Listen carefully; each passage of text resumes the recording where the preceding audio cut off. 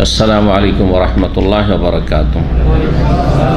इन्नल हम्दुलिल्लाह नहमदुहु व नस्तईनुहु व नस्तगफिरुहु व नऊज़ु बिल्लाहि मिन शुरूरि अनफुसिना व मिन सय्यिआति अमालिना। मन यहदिहिल्लाहु फला मुदिल्ल लहु व मन युद्लिल फला हादिय लहु। व अशहदु अन ला इलाहा इल्लल्लाह वहदहु ला शरीका लहु व अशहदु अन्न मुहम्मदन अब्दुहु व रसूलुहु सल्लल्लाहु तआला अलैहि व अला आलिहि व सहबिहि व सल्लम तस्लीमन कसीरा। अम्मा बाद फ़क़द क़ाल इमामुल बुख़ारी रहमहुल्लाहु तआला बाबुल हिलक़ि वल जुलूस फ़िल मस्जिद। क़ाल हद्दसना मुसद्ददुन क़ाल हद्दसना बिश्र इब्नुल मुफ़द्दल अन उबैदिल्लाह अन नाफ़िअ अन इब्न उमर रज़ियल्लाहु तआला अन्हुमा क़ाल सअल रजुलुन नबिय्य सल्लल्लाहु अलैहि वसल्लम व हुवा अलल मिंबर मा तरा फ़ी सलातिल लैल क़ाल मसना मसना फ़इज़ा खशिया सुबह सल्ला वाहिदा फ़अवतरत लहु मा सल्ला व इन्नहु काना यक़ूल इजअलू आखिर सलातिकुम बिल्लैल वित्रन फ़इन्ना नबिय्य सल्लल्लाहु अलैहि वसल्लम अमरा बिही। सम्मानित दीनी भातृमंडলী, আল্লাহ রাব্বুল আলামিনের প্রশংসা এবং প্রিয় নবী সাল্লাল্লাহু আলাইহি সাল্লামের উপর সালাত ও সালামের পর আজ জুমাবার 2রা জিলহজ 1443 হিজরি মোতাবেক 1 জুলাই 2022 আমাদের ধারাবাহিক আলোচনা সহিহুল বুখারী পর্ব নম্বর 20। আমরা গত সপ্তাহে শনিবার মঙ্গলবার আরও দুটো পর্ব আলোচনা করেছি, কারণ মাঝখানে ছুটি আসছে, ছুটি থাকবে সামনে সপ্তাহ, আর তারপরে সপ্তাহ থেকে ইনশাআল্লাহ তাআলা সেন্টারের দাস চলবে। তো আজকে পর্ব নম্বর 20 ইমাম বুখারী রাহিমাহুল্লাহর সালাতের অধ্যায় নম্বর হচ্ছে 84, কিতাবুস সালাত। বলছেন ইমাম বুখারী রাহিমাহুল্লাহ তাআলা বাবুল হিলাকি ওয়াল জুলুস ফিল মসজিদ। এই অধ্যায় হচ্ছে মসজিদে গোলাকার হয়ে বসা, হালাকা করে মানে গোলাকার হয়ে বসা, আর ওয়াল জুলুস আর মসজিদে অবস্থান করা, দুটো বিষয়। এক হচ্ছে মসজিদে অবস্থান করা, এবং মসজিদে অবস্থান করার সময় বসার সময় গোল হয়ে বসা, রিং হয়ে গোল হয়ে বসা। জি, যদি কোনো দিনই আলোচনা হয় তাহলে গোল হয়ে বসাটাই হচ্ছে উত্তম। জি, লাইন হয়ে না বসে গোল হয়ে বসা। জি, আর যদি যেমন জুমার সালাতে জুমার খুতবার সময় সোজা হয়ে বসতে হয় কারণ কাতার লাগানো আছে, সেই ক্ষেত্রেও সুন্নত হচ্ছে, উত্তম হচ্ছে যারা শ্রোতা মসজিদের মুসল্লি তারা খতিবের দিকে তাকাবে, অর্থাৎ মুখ রাখবে খতিবের দিকে, যদিও সোজা হয়ে আপন লাইনে বসে থাকবে। এটা হচ্ছে দ্বীনি মজলিসে, যেখানে দ্বীনি আলোচনা হয় সেখানকার আদব বা শিষ্টাচার। এতে উপকারিতাও আছে যে সরাসরি সামনে খতিবকে, আলোচককে দেখে শুনছে, আরেকজন না দেখে শুনছে, দুটোতে পার্থক্য আছে, যেটা আপনারা ভালো করে বুঝতে পারছেন। যদি সামনাসামনি কেউ শুনে আর কেউ যদি পর্দার আড়াল থেকে শুনে, দুটোতে অনেক পার্থক্য আছে। তো মসজিদে গোলাকার হয়ে বসা, কারো সন্দেহ হইতে পারে। ইমাম বুখারী রাহিমাহুল্লাহর উদ্দেশ্য হচ্ছে সংশয় দূর করা এবং মাসলা জায়েজ এটা প্রমাণ করা, যে মসজিদে সাধারণত সারিবদ্ধ হয়ে বসতে হয়, মানে সালাত যেমন কাতার আছে মসজিদে, তো সোজাভাবে বসতে হবে, কিন্তু গোল হয়ে যদি বসে, কোরআনের ক্লাস চলছে, ওস্তাদ বসে আছে আর গোল হয়ে একবারে রিং আংটির মতো হয়ে বসে আছে, এটাই উত্তম। এই নয় যে লাইন হয়ে বসে থাকবে মসজিদের মুসল্লিদের মতো, কাতারের মতো না। যেমন লাইন হয়ে যদি এরকম বসে থাকেন, দেখেন আমি কিন্তু সামনের দিকটা বেশি দেখছি, এইদিকে দেখার ফুরসত নেই, কথা বলছেন, এইদিকে দেখারও সময় নেই, কিন্তু সামনে ঠিকই দেখছি, আর সামনের লোকরা আমাকে সবসময় দেখছে, ঠিক না, কিন্তু ডানে বামে অমনোযোগী হইতে পারে। তো এইসব উপকারিতার কারণে মসজিদে গোলাকার হয়ে বসা প্রয়োজনে জায়েজ আছে, কোনো তাতে কারাহাত বা আপত্তি নেই। আর মসজিদে এমনি বসে থাকা, যে মসজিদে সালাত হয়ে গেছে তারপরে বসে থাকা, মসজিদ খোলা থাকে মসজিদে বসে থাকেন, অসুবিধা নেই। মসজিদে যদি সালাতের অপেক্ষায় বসে থাকেন তো সালাতের সওয়াব পাবেন, যেমন হাদিসে আছে। আর মসজিদে সালাত আদায় করার পরে নিজের মুসাল্লায় যদি উজু অবস্থায় বসে থাকেন, তাহলে ফেরেশতা মালায়েকা দোয়া করতে থাকবে, আল্লাহুম্মা গফিরলাহু আল্লাহুম্মা রাহমহু। তো এই ফজিলতগুলি হাদিস দ্বারা প্রমাণিত। সুতরাং মসজিদে মানুষ বসে থাকলে কমপক্ষে যেটা হবে যে গোনা হবে না। যদি নেকি নাও করে মসজিদে বসে থেকে, তো মসজিদে সাধারণত গুনাহ হবে না।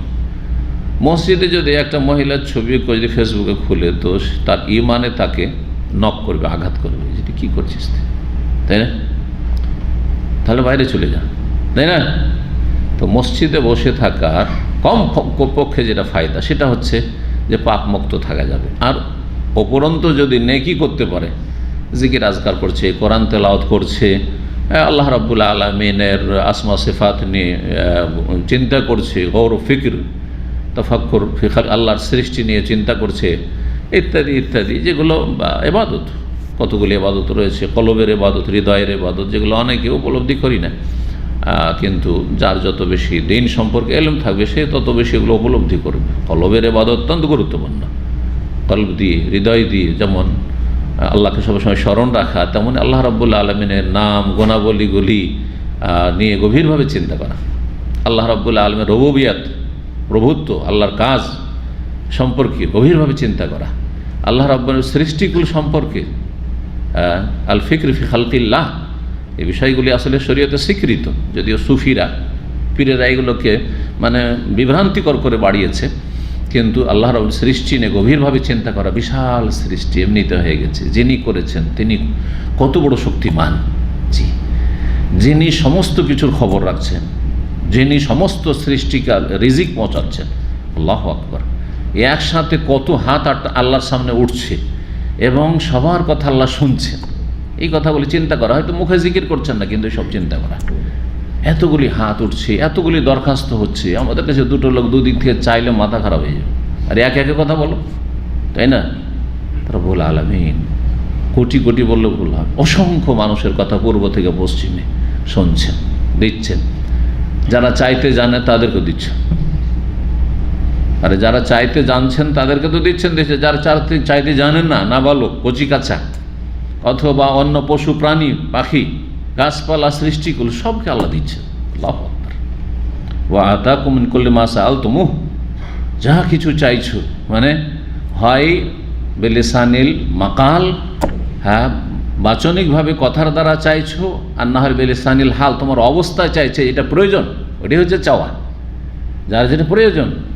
একটা শিশু মায়ের পেট থেকে পড়েছে, এখনো বাকশক্তি আসেনি, সে তো কিছু চাইতে জানে না, কিন্তু আল্লাহ জানছেন যে এর কি প্রয়োজন আছে, ব্যবস্থা করছেন আল্লাহ রাব্বুল আলামিন। জি, আল্লাহু আকবার। তো এই বহু বিষয়গুলি নিয়ে চিন্তা করা, এগুলি গুরুত্বপূর্ণ ইবাদত, অন্তরের ইবাদত, জবানের ইবাদত, হ্যাঁ কথার দ্বারা ইবাদতবন্দি হয়ে গেল, শরীরের অন্য অন্য অঙ্গ প্রত্যঙ্গ দিয়ে ইবাদত, হ্যাঁ অঙ্গ প্রত্যঙ্গ দিয়ে ভালো কাজ করা, মন্দ কাজ থেকে বাঁচিয়ে রাখা, তারপরে আর্থিক ইবাদত ইত্যাদি বহু রকমের ইবাদত রয়েছে। তো মানুষ মসজিদে থাকলে কোনো না কোনো এবাদতে আছে, কমপক্ষে গুনাহ থেকে বেঁচে থাকার যে এবাদত, এবাদতুত তারক, নেগেটিভ এবাদত, সেটা আছে। এটা একটা গুরুত্বপূর্ণ এবাদত, যেটা অনেকেই কিন্তু অনুভব করেন না যে আমি ইবাদত করছি। এই যে এখানে বসে আছেন, অন্তত গুনাহ থেকে বেঁচে আছেন, তাই না? নেকি করছেন, দিন শিখছেন, শুনছেন, ওটা তো অতিরিক্ত, কিন্তু এই যে গুনাহ থেকে বেঁচে আছে, এটি একটি ইবাদত, যেটা কিন্তু কখনো আমরা নিজের অনুভূতিতে নিয়ে আসি না। যে আমাদের মতো অসংখ্য মানুষ অহরহ পাপে লেগে আছে, পাপ করতে আছে, কিন্তু আমার অঙ্গ প্রত্যঙ্গ দিয়ে আমি কখনো পাপ করি না, পাপ সম্পর্কে চিন্তাই করি না, হ্যাঁ, আর পাপের দিকে মনও নিয়ে যাই না, এগুলি ইবাদত।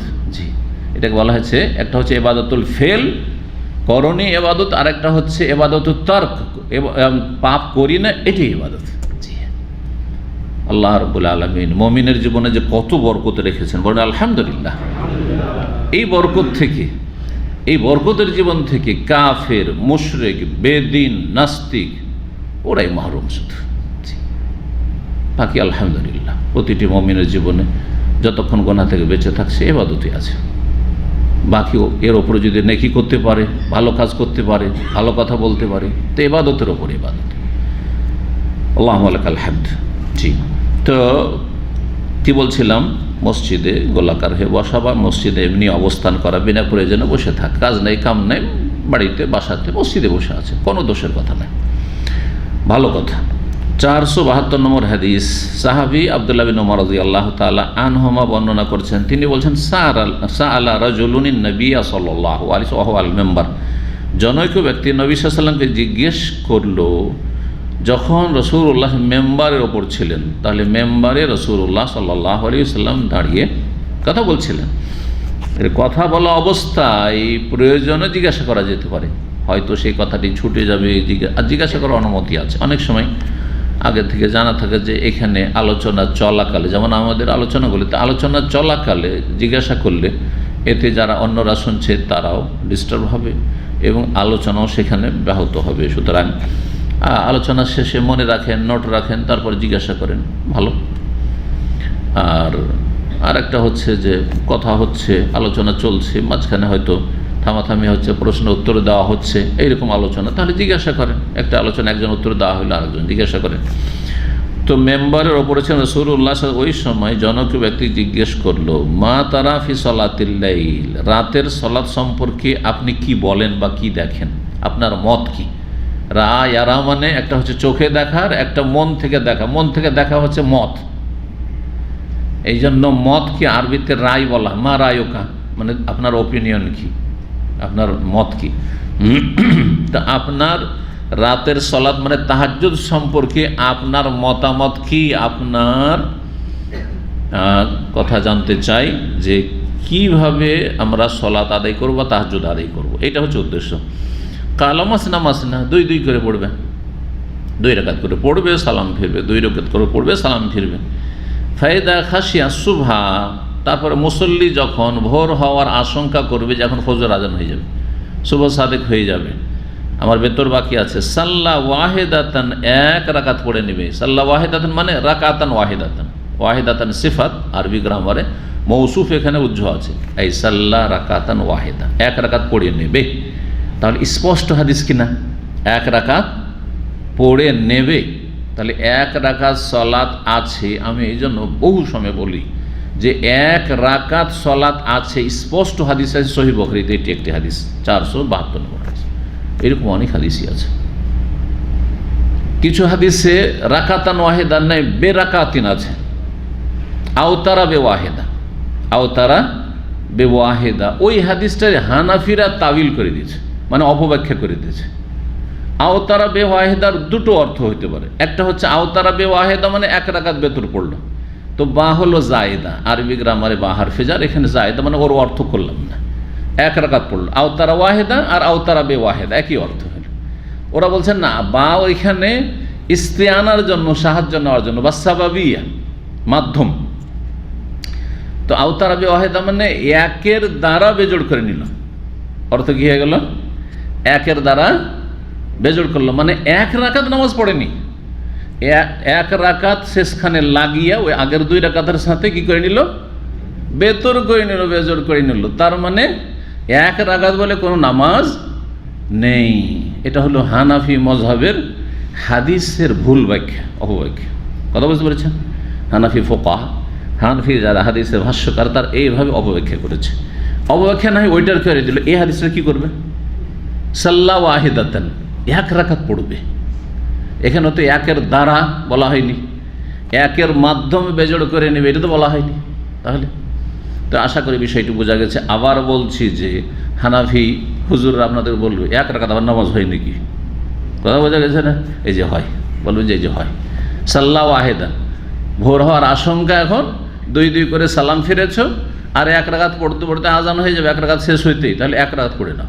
এই নয় যে আবার জোড়া করতে গিয়ে 3 করতে গিয়ে আজান শেষ, এমনটা না।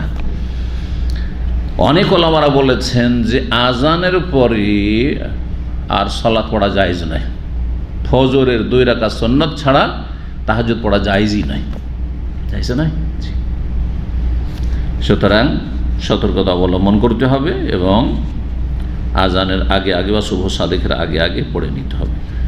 এর চাইতে উত্তম হচ্ছে যে তাহাজ্জুদ শেষ করে কিছুক্ষণ ঘুমিয়ে নেওয়া, তারপরে উঠা, যেটা হচ্ছে দাউদ আলাইহিস সালামের সুন্নাত আদর্শ। আর এটিকে বলা হয়েছে আফদালুস সলাতে সলাতু দাউদ আলাইহিস সালাম, সবচাইতে উত্তম সলাত হচ্ছে, নফল সলাত হচ্ছে দাউদ আলাইহিস সালামের সলাত।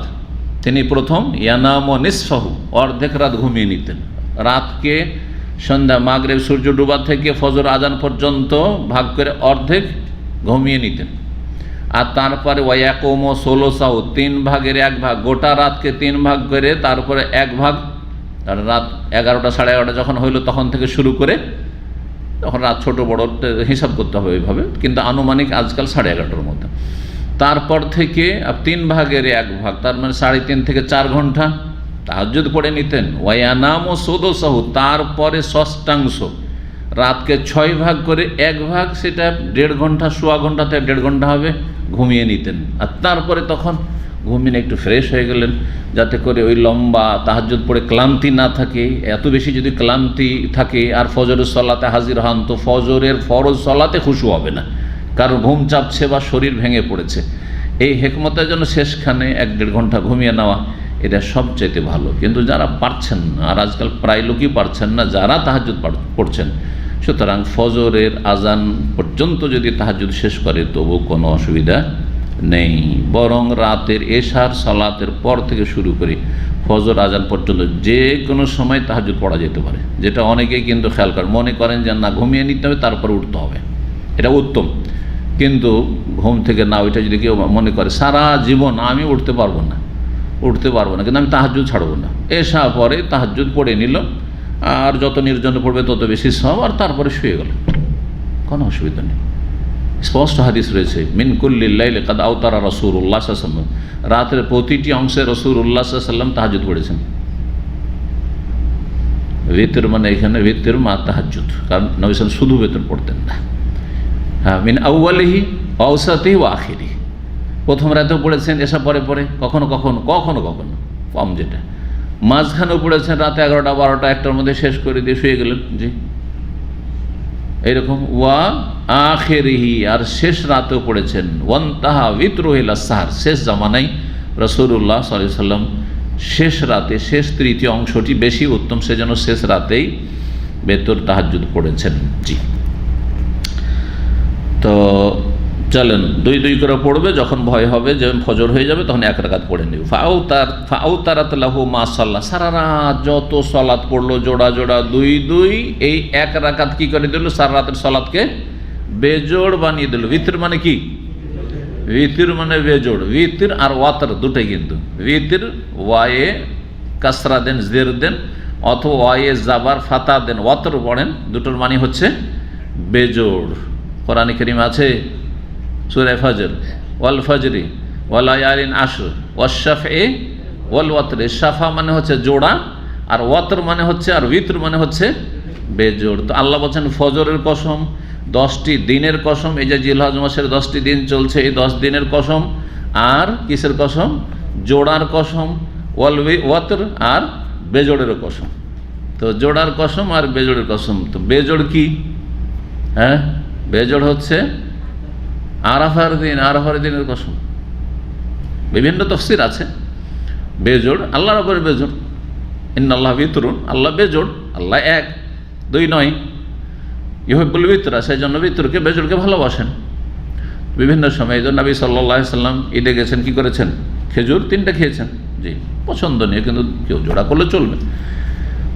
তো ভিতর আল্লাহ ওয়াতরের কসম করেছেন, সেটার একটি তাফসীর হচ্ছে আরাফার দিনের কসম করেছেন। আর জোড়া 10 তারিখ হচ্ছে জোড়া, 10 তারিখের কসম, এটাও তাফসীর হইতে পারে। আবার পৃথিবীর যে কোনো জোড় বেজোড়ের কসম, আল্লাহর সৃষ্টি থেকে আল্লাহ বিভিন্ন সৃষ্টির কসম করেছেন। আর পৃথিবীতে যা কিছু আল্লাহ সৃষ্টি করেছেন, হয় জোড়া আছে না হয় বেজোড় আছে, জোড়া আছে না হয় বেজোড় আছে, বরং সৃষ্টিকুল জোড় সব। তাহলে সৃষ্টির কসম, স্রষ্টার কসম, এটা একটা তাফসীর। স্রষ্টা বেজোড়, সৃষ্টিকর্তা খালেক, আল্লাহ হচ্ছেন বিতর, আল্লাহর কসম, আল্লাহ নিজের জাত সত্তার কসম করছেন। আর যত সৃষ্টি আছে ওয়া খালাকনাকুম আজওয়াজা, তোমাদেরকে জোড়া জোড়া সৃষ্টি, যুগল সৃষ্টি করেছি, সুতরাং সমস্ত সৃষ্টি করে আল্লাহ কসম করেছেন। যাই হোক, তো তারপরে বলছেন যে সারা রাত যা পড়লো, তাহলে কেউ যদি তাহলে 100 রাকাত পড়ে, জায়েজ আছে। সুন্নাত হচ্ছে যে লম্বা করে পড়বেন, আর কি করবেন? 11 রাকাত পড়বেন, হ্যাঁ 10 আর তারপরে 1 বা 8 তারপরে 3, এইরকম। এটা সবচেয়ে বেশি সময় নবী সাল্লাল্লাহু আলাইহি ওয়াসাল্লামের তাহাজ্জুদ ছিল। কখনো 13 পড়েছেন, আবার কখনো 9 পড়েছেন, কখনো 7 পড়েছেন, সময় নেই, একবারে উঠেছেন, দেখছেন যে 5 মিনিট 7 মিনিট সময় আছে, আমি মাত্র 3 রাকাত পড়তে পারবো, তাহলে 2 রাকাত পড়েন, সালাম ফিরেন, তারপর 1 রাকাত পড়েন, সেটা আপনার সলাত তুললেন, সেটা আপনার, এটাই পারলেন, কমপক্ষে নায়ের চাইতে এটা ভালো, অনেক ভালো, যে আপনার কিছুটা অংশ রাতে ইবাদতে আছে। তারপরে বলছে ওয়ান্নাহু কানা ইয়াকুল, আর নবী সাল্লাল্লাহু আলাইহি ওয়াসাল্লাম এটাও বলতেন, ইজআলু আখিরা সলাতিকুম বিল্লাইলি উইতরান, তোমাদের রাতের শেষ সালাত বেজোড় করিও, এটি হচ্ছে উত্তম, এটা ফরজ নয়। এটাকে অনেকে ওয়াজিব মনে করেছে, তারপরে তখন আর পেরেশানি হয়ে গেছে, আমি তো বেতর পড়ে নিয়েছি, আর তারপর আমার ঘুম হয় না, তো আমি মাঝে মাঝে জেগে যাই, তো মনে করি যে কিছু নামাজ পড়বো, তো জায়েজ হবে কি না। আরে জায়েজ কেন জায়েজ হবে কিনা আপনার সংশয়, কারণ এটাকে ওয়াজিব মনে করে নিয়েছেন, এই হুকুমটাকে। নবী সাল্লাল্লাহু আলাইহি ওয়াসাল্লামের প্রতিটি হুকুম ওয়াজিব নয়, হ্যাঁ আসল হচ্ছে ওয়াজিব নবী সাল্লাল্লাহু আলাইহি ওয়াসাল্লাম হুকুম করলে, কিন্তু যদি অন্য দলিল থাকে পাশে, যেই দলিল ইশারা ইঙ্গিত করে, বহন করে যে না এই হুকুমটি বাধ্যতামূলক নয়, বাধ্যতামূলক নয়। নবী সাল্লাল্লাহু আলাইহি ওয়াসাল্লাম কুরবানি করতে বলেছেন, কুরবানি কি ওয়াজিব? সুন্নাতে মুআক্কাদা, তাই না? নবী সাল্লাল্লাহু আলাইহি ওয়াসাল্লাম মেলা মুস্তাহাব নফল কাজ করতে বলেছেন, করো, জি, আবার ফরজও বলেছেন। সুতরাং বিষয়গুলিকে বোঝার চেষ্টা করতে হবে। তো তোমাদের শেষ সালাত যাতে করে রাতের ভেতর হয়, এটি উত্তম। ফাইনাল নবী আমার আবেহি, কারণ নবী সাল্লাল্লাহু আলাইহি ওয়াসাল্লাম এই নির্দেশ দিয়েছেন। তাহলে কথাটি ইবনে ওমর বলছেন যে এইভাবে নবী সাল্লাল্লাহু আলাইহি ওয়াসাল্লাম হুকুম করেছেন। 473 নম্বর হাদিস, সাহাবী আব্দুল্লাহ বিন ওমর থেকে বর্ণিত রাদিয়াল্লাহু আনহু, আন্না রাজুলান জা ইলা নবী সাল্লাল্লাহু আলাইহি ওয়াসাল্লাম, ওই একই হাদিস অন্য ভাষা দিয়ে আসছে। জনৈক ব্যক্তি নবী সাল্লাল্লাহু আলাইহি ওয়াসাল্লাম কাছে আসলো, যে এই সময় নবী সাল্লাল্লাহু আলাইহি ওয়াসাল্লাম খুতবা দিচ্ছিলেন। ওই হাদিসে ছিল মেম্বারের ওপর ছিলেন, এখানে রয়েছে খুতবা দিচ্ছিলেন। ফায়দা হইল কি হলো না?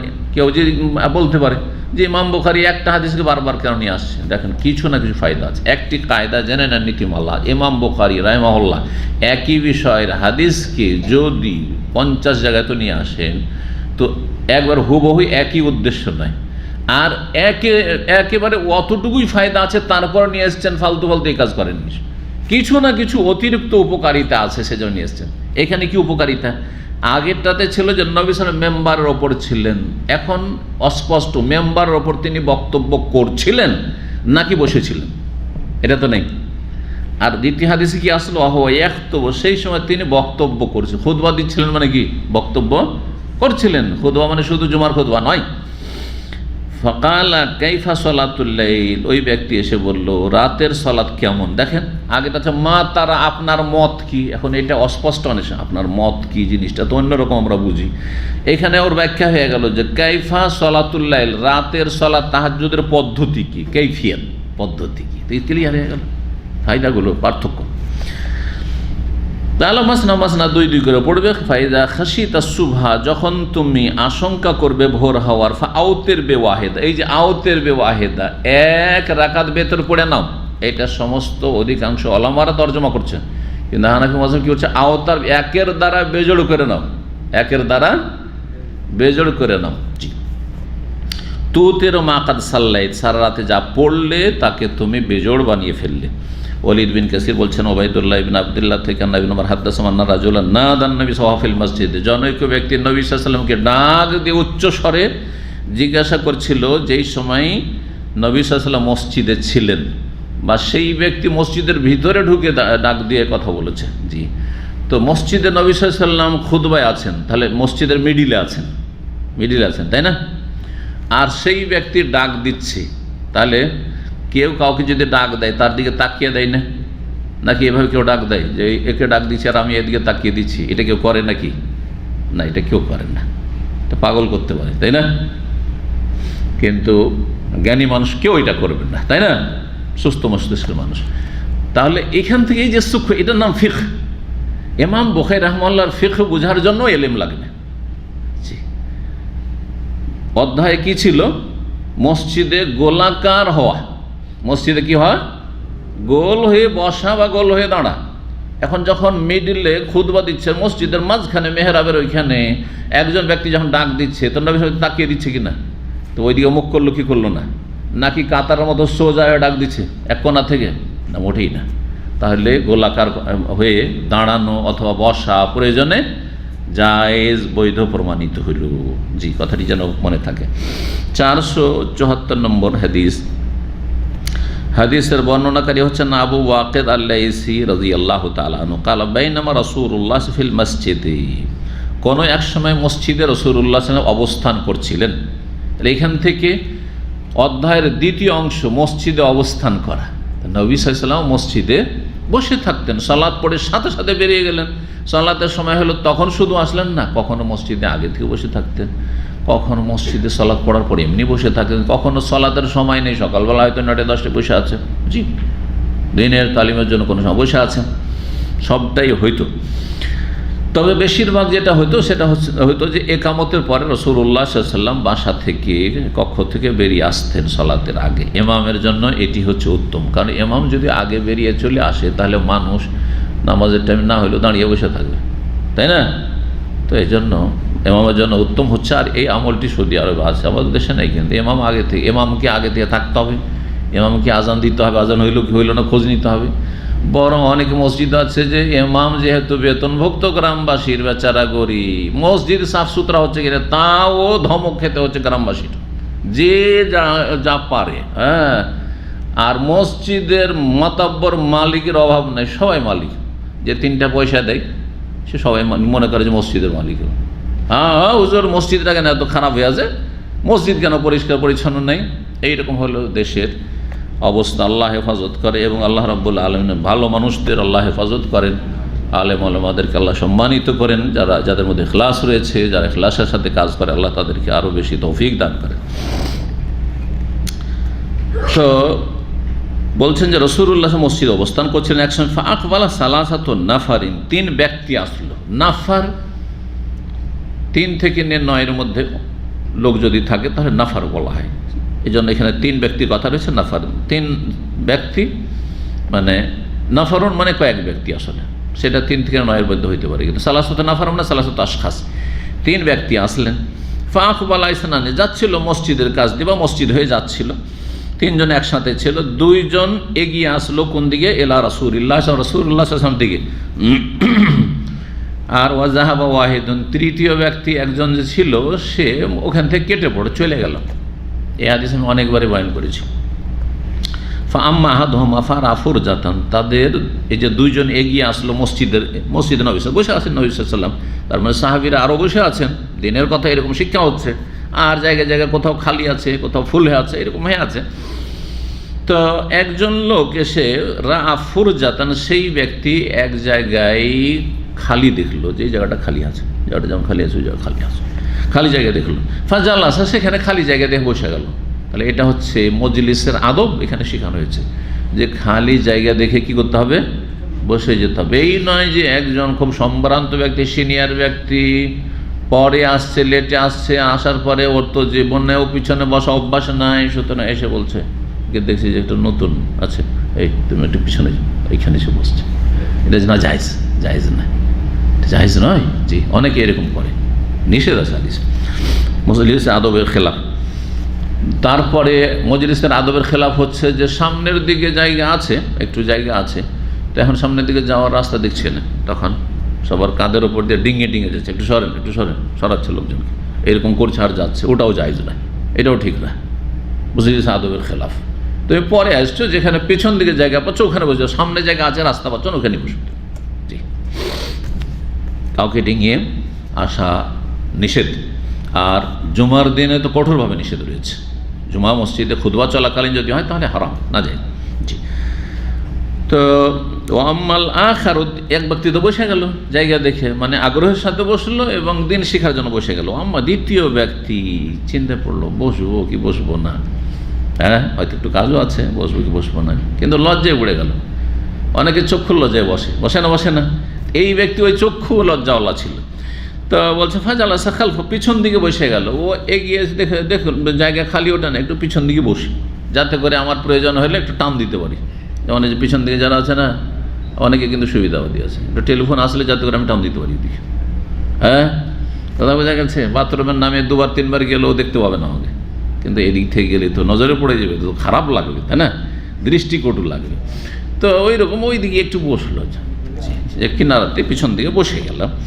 ও আম্মাল আখার, তৃতীয় ব্যক্তি সম্পর্কে বলছেন, ফাআদবারা জাহেবান, সে পিঠ দেখিয়ে চলে গেল, মানে সে পিঠ ফিরিয়ে চলে গেল, তার কাজে সে চলে গেল টান দিয়ে, মসজিদে বসলো না মজলিসেই। ফালামা ফারাগা রাসূলুল্লাহ সাল্লাল্লাহু আলাইহি ওয়াসাল্লাম, রাসূলুল্লাহ সাল্লাল্লাহু আলাইহি ওয়াসাল্লাম যখন তার আলোচনা বা দার্স থেকে অবসর হলেন, মানে শেষ করলেন, কালা, তখন বলে, আলা উখবিরুকুম আনিস সালাসাতে, তোমাদেরকে কি জানিয়ে দেব না এই তিন ব্যক্তি সম্পর্কে, তাদের আল্লাহর কাছে তাদের অবস্থান সম্পর্কে, যে আল্লাহর কাছে তাদের কার কতটা মর্যাদা। ফাআম্মা আহাদুহুম, তাদের একজন, যে প্রথম জন, ফাআওয়া ইলাল্লাহ, সেই ব্যক্তি আল্লাহর কাছে আশ্রয় নিল, ফাআওয়াহুল্লাহ, আল্লাহ তাকে আশ্রয় দিয়ে দিলেন। আগ্রহের সাথে আসলো, আর জায়গা যখন খালি আছে, চলো এখানে জায়গা খালি আছে, আর কাউকে ডিঙাইতে হয় না, চলো একটু এগিয়ে যেয়ে বসি, সেঁটে বসলো। সেই ব্যক্তি আগ্রহের সাথে সে আল্লাহর কাছে আশ্রয় নিল, সুতরাং আল্লাহ তাকে কি করলেন, নিজের রহমতে আশ্রয় দিলেন। ও আম্মাল আখার, দ্বিতীয় ব্যক্তি, ফাস্তাহিয়া, সেই ব্যক্তি লজ্জায় পড়ে গেল, যে বসবো না তো কেমন লাগছে, খারাপ লাগছে। ফাস্তাহিয়া আল্লাহ, আল্লাহও লজ্জায় পড়ে গেলেন। যখন তুমি লজ্জা করে বসে গেলে, তো আল্লাহও লজ্জাতে কি করলেন, চলো মাফ তোমাকে। অনেক সময় লজ্জাতে কাউকে দিয়ে দিতে হয় না, লজ্জাতে দিতে হয়, ধারও দিতে হয় অনেককে লজ্জাতে, আবার অনেকে দান খেরাতও করতে হয় লজ্জাতে।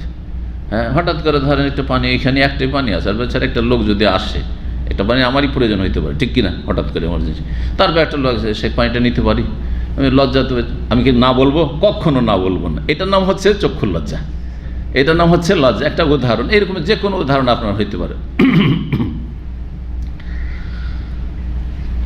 এটার গুরুত্ব বুঝতে পারবেন না, হজের মাঠে বুঝতে পারবেন। আল্লাহু আকবার। হজে দু একবার এমন হয়েছে, ভিতর শুকিয়ে আসছে, আর সেই সময় তো পাথর মারা এত সহজ ছিল না। সেই 1990 থেকে শুরু করে ইতিহাস বয়ান করেছি কয়েকটা হজের, একটা হজে তো মনে হয়েছে মরমর অবস্থা, আর ওই 2-4 মিনিট পানি না পেলে শেষ, খালাস, তখন এই দুনিয়া থেকে বিদায়। এমন মানে ধাক্কাধাক্কি হয়েছে, আর বের হওয়া যায় না। তখন এই এক রাস্তা দিয়ে পাথর মারতে যা, আর এক রাস্তা দিয়ে ফিরে আসে, এরকম ছিল না, ওই রাস্তা দিয়ে ফিরে আসছে, যার ফলে এমন সংঘর্ষ হয়ে যেত, আল্লাহ হেফাজত করে। আল্লাহু আকবার। দুর্ঘটনা খুব বেশি হয়তো পাথর মারতে এসে। তো বেরিয়ে গিয়ে কোনো রকম করে জানটা বেঁচে, তো আলহামদুলিল্লাহ বললাম যে আলহামদুলিল্লাহ জানটা তো বেঁচে গেল, কিন্তু পানি, আল্লাহু আকবার। এটা দেখছি যে বাসা আছে, ওই মুআল্লিমদের বাসা আছে, ঢুকে পড়েছি, আর প্রথম কাজ একটু পানি দেন, আলহামদুলিল্লাহ পানি দিয়েছে। কত যে পানির, এক ঢোক পানির যে কত গুরুত্ব, ওই সময়গুলোতে বোঝা যায়, কিন্তু এই সময় বুঝতে পারবেন না যে পানি না দিল কোন মূল্য আছে, কিন্তু পানিটা যে কত মূল্য, এই 1 লাখ টাকা দিয়েও কিনে খেতে হইতে পারে যান বাঁচাবার জন্য, তারও বেশি দিতে হয়, ঠিক কিনা? পুরো রাজত্ব রাজা দিয়ে দিবে, ও বাঁচবে না, ও রাজত্ব সামলাবে, রাজত্ব চলে যায়, কিন্তু আমি তো জানতো আছে, তাই না? জি হ্যাঁ, আল্লাহু আকবার। তো দ্বিতীয় ব্যক্তি লজ্জায় পড়ে গেল, আল্লাহ লজ্জায় তাকে মাফ করে দিলেন, মানে আল্লাহ মাফ করে দিলেন, তাকে ফজিলত দিলেন। ও আম্মাল আখার, তৃতীয় ব্যক্তি যে ছিল, ফাআরাদা, সে এড়িয়ে গেল, বিমুখ হয়ে গেল, ফিরে চলে গেল। ফাআরাদ আল্লাহ, আল্লাহও তার থেকে বিমুখ হয়ে গেলেন।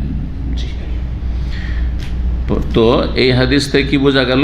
মসজিদে বসে থাকা, নবী সাল্লাল্লাহু আলাইহি ওয়াসাল্লাম কি ছিলেন? মসজিদে বসেছিলেন, সাহাবায়ে কেরাম বসেছিলেন, দিনের আলোচনা চলছিল, মসজিদে দিনের আলোচনা করছিলেন, এটা প্রমাণিত হলো। 85 নম্বর অধ্যায় বলছে, বাবুল ইস্তিলকা ফিল মসজিদে ও মাদ্দুর রিজলি। এই অধ্যায় হচ্ছে মসজিদে চিত হয়ে শোয়া। ইস্তিলকা মানে হচ্ছে চিত হয়ে শোয়া, আর ইজতিজা মানে হচ্ছে বুকের ভরে, পেটের ভরে শোয়া, জি, বুকের ভরে শোয়া, জি। আর কাত হয়ে শোয়া, আলা জাম্বিন, পার্শ্ব দেশে শোয়া, জি।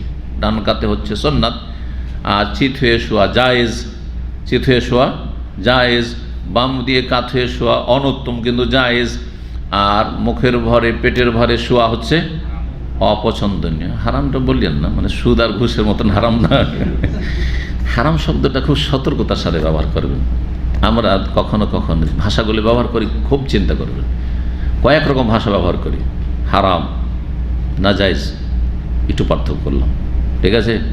জায়েজ নয়, বৈধ নয়, তারপরে এটা ঠিক নয়, কখনো বলি হ্যাঁ অপছন্দনীয়, ইত্যাদি ইত্যাদি।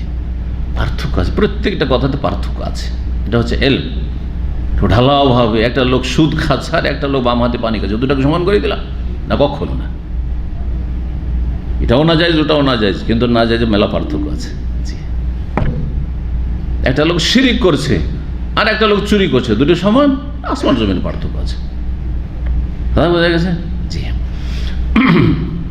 কিন্তু আমাদের সমাজে সামাজিক অপরাধ, চোর বড় অপরাধ, চোরের জান বাঁচানো মুশকিল, কিন্তু মুশরিক, আরে বাপরে বাপ, জাদরেল মুশরিক, ওর সম্পর্কে কে বলে কে, আর ওটা দোষ বাকি।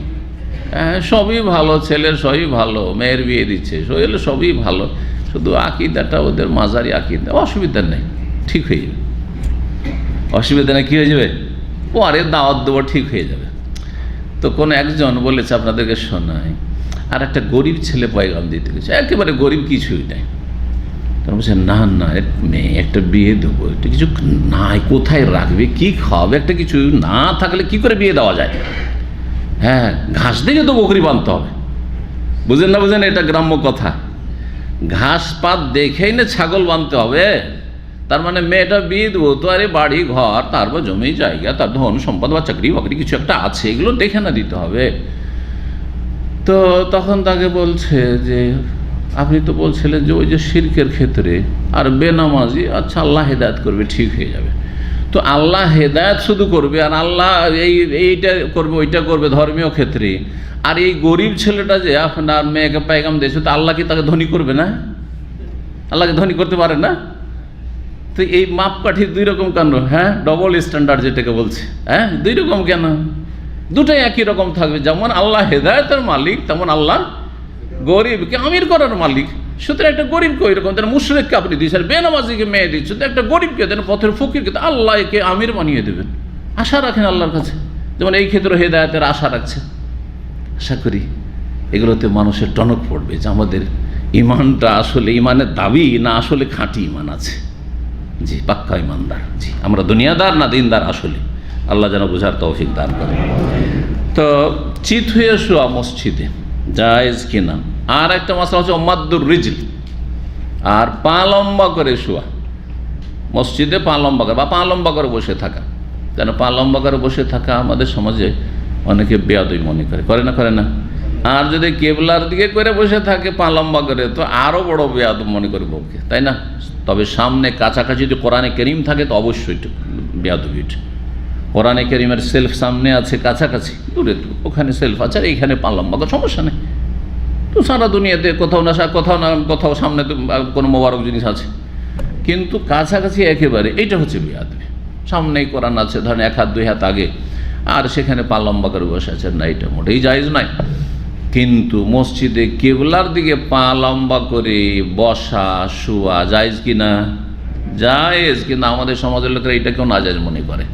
কেবলার দিকে মুখ করে অথবা পাছা করে পেশাব পায়খানা করা নিষেধ আছে, কিন্তু কেবলার দিকে পা লম্বা করে শোয়া নিষেধ আছে এমন কোনো দলিল আছে? কোনো দলিল নেই। সুতরাং বিনা দলিলে আমরা অনেক কিছু বিশ্বাস করি, এই সবগুলিকে রিমুভ করতে, মুছে ফেলতে হবে। কথা বোঝা গেছে কিনা? জি হ্যাঁ। প্রয়োজনে মসজিদে পা লম্বা করা, অনেক সময় একই রকম পা মরিয়ে থাকলে, বিশেষ বয়সের সাথে সাথে সুবহানাল্লাহ অনেক কষ্ট হয়।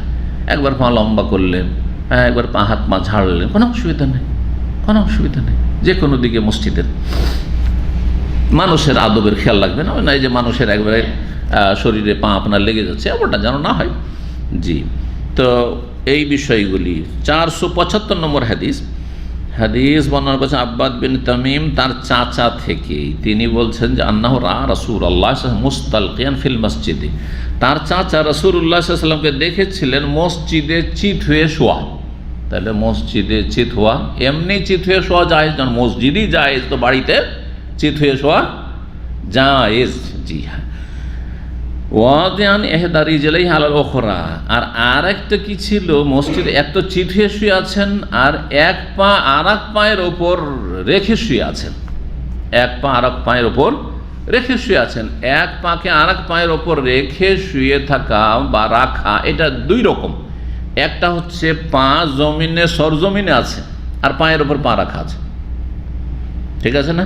এমনটা যদি হয় তাহলে লজ্জা স্থান বেপরদা হওয়ার আশঙ্কা নেই।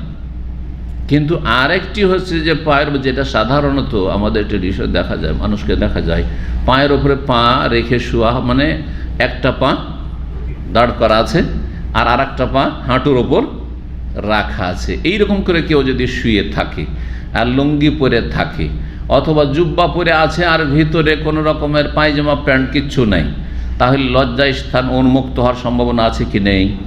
আছে। তো যদি লজ্জায় স্থান উন্মুক্ত হওয়ার সম্ভাবনা থাকে তাহলে নাজায়েজ।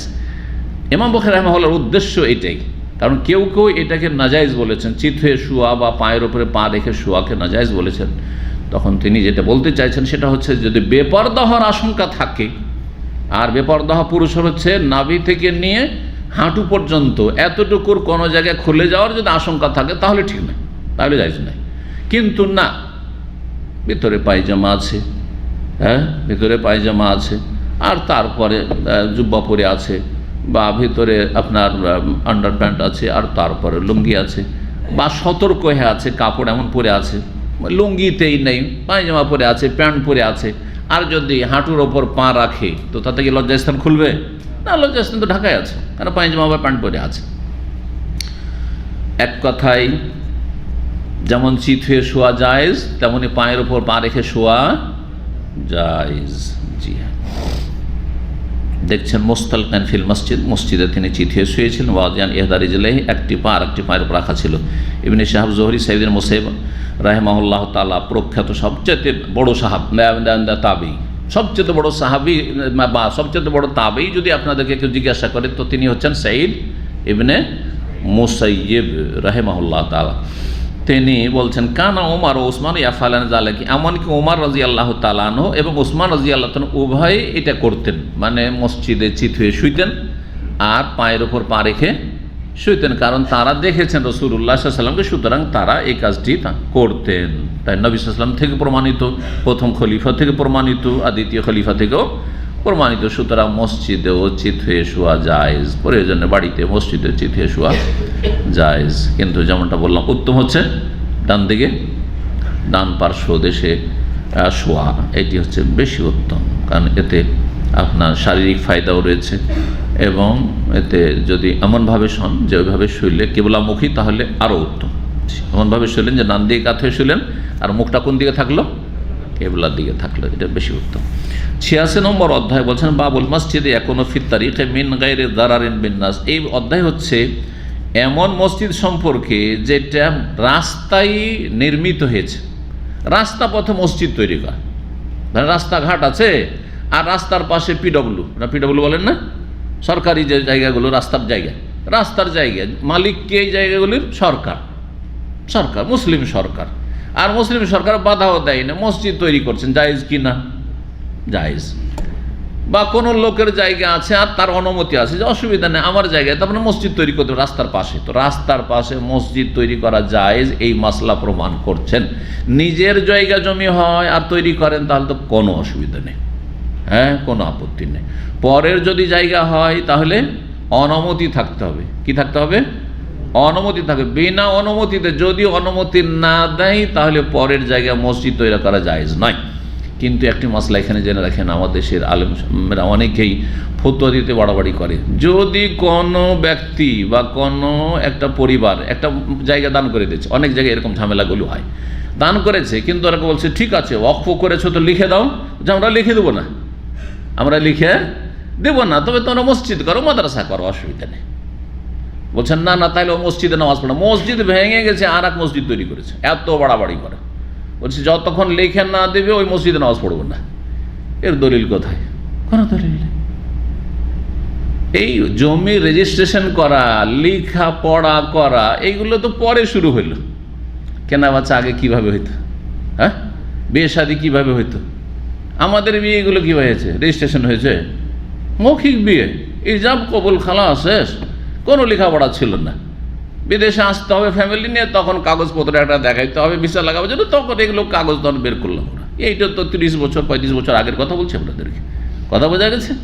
তাহলে জমি লেখাপড়া ওর এইরকমই পরে শুরু হয়েছে। নবী সাল্লাল্লাহু আলাইহি ওয়াসাল্লাম জমি লেখাপড়া ছিল যে কাগজপত্র করতে হবে, অমুকের নাম থেকে অমুকের নামে রেজিস্ট্রেশন করা হলো, ছিল নাকি? ছিল না, মৌখিক। এই জমি তোমার কাছে টাকা নিলাম, জমি তোমার, বাস হয়ে গেল।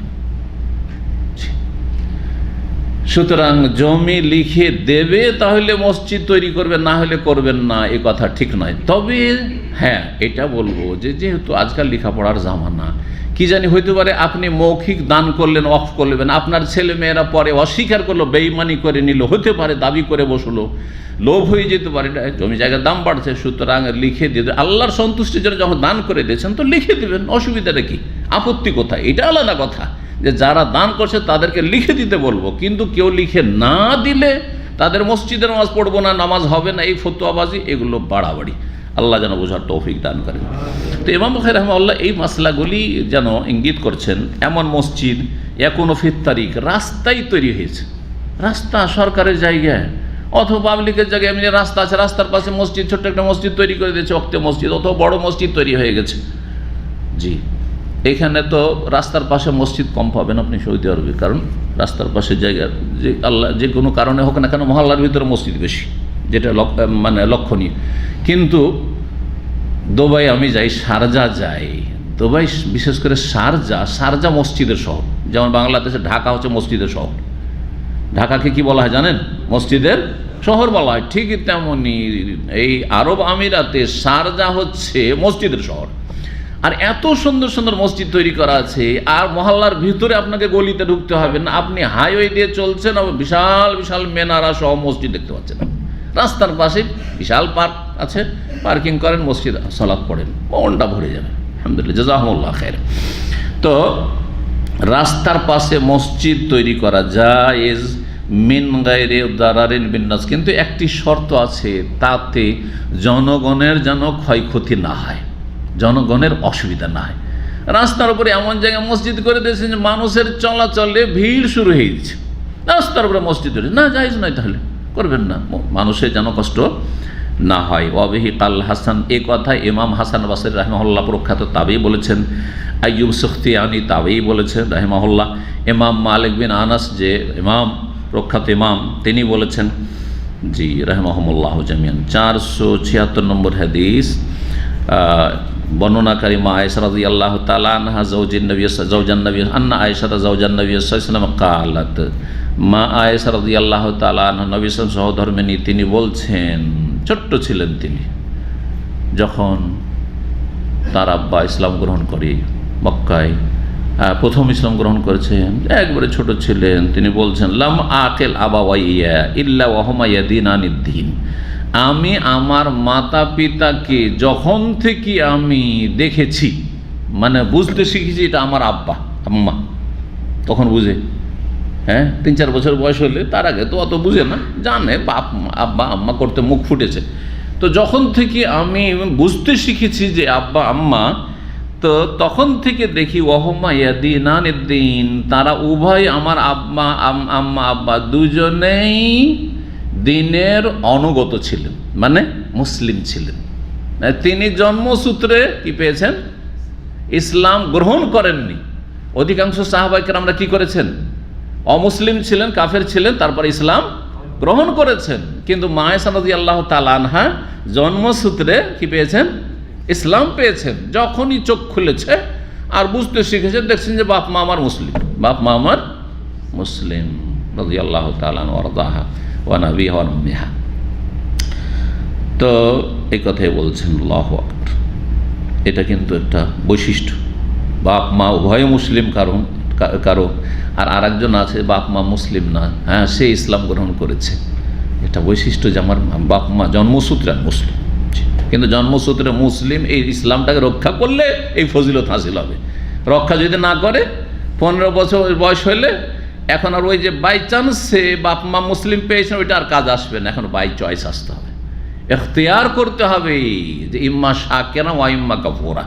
5 ওয়াক্ত সালাত আদায় করে শুকরিয়া আদায় করো, আর না হলে বেনামাজি হয়ে কাফের হয়ে যাও। জি, সোজা কথা, বোঝা গেছে?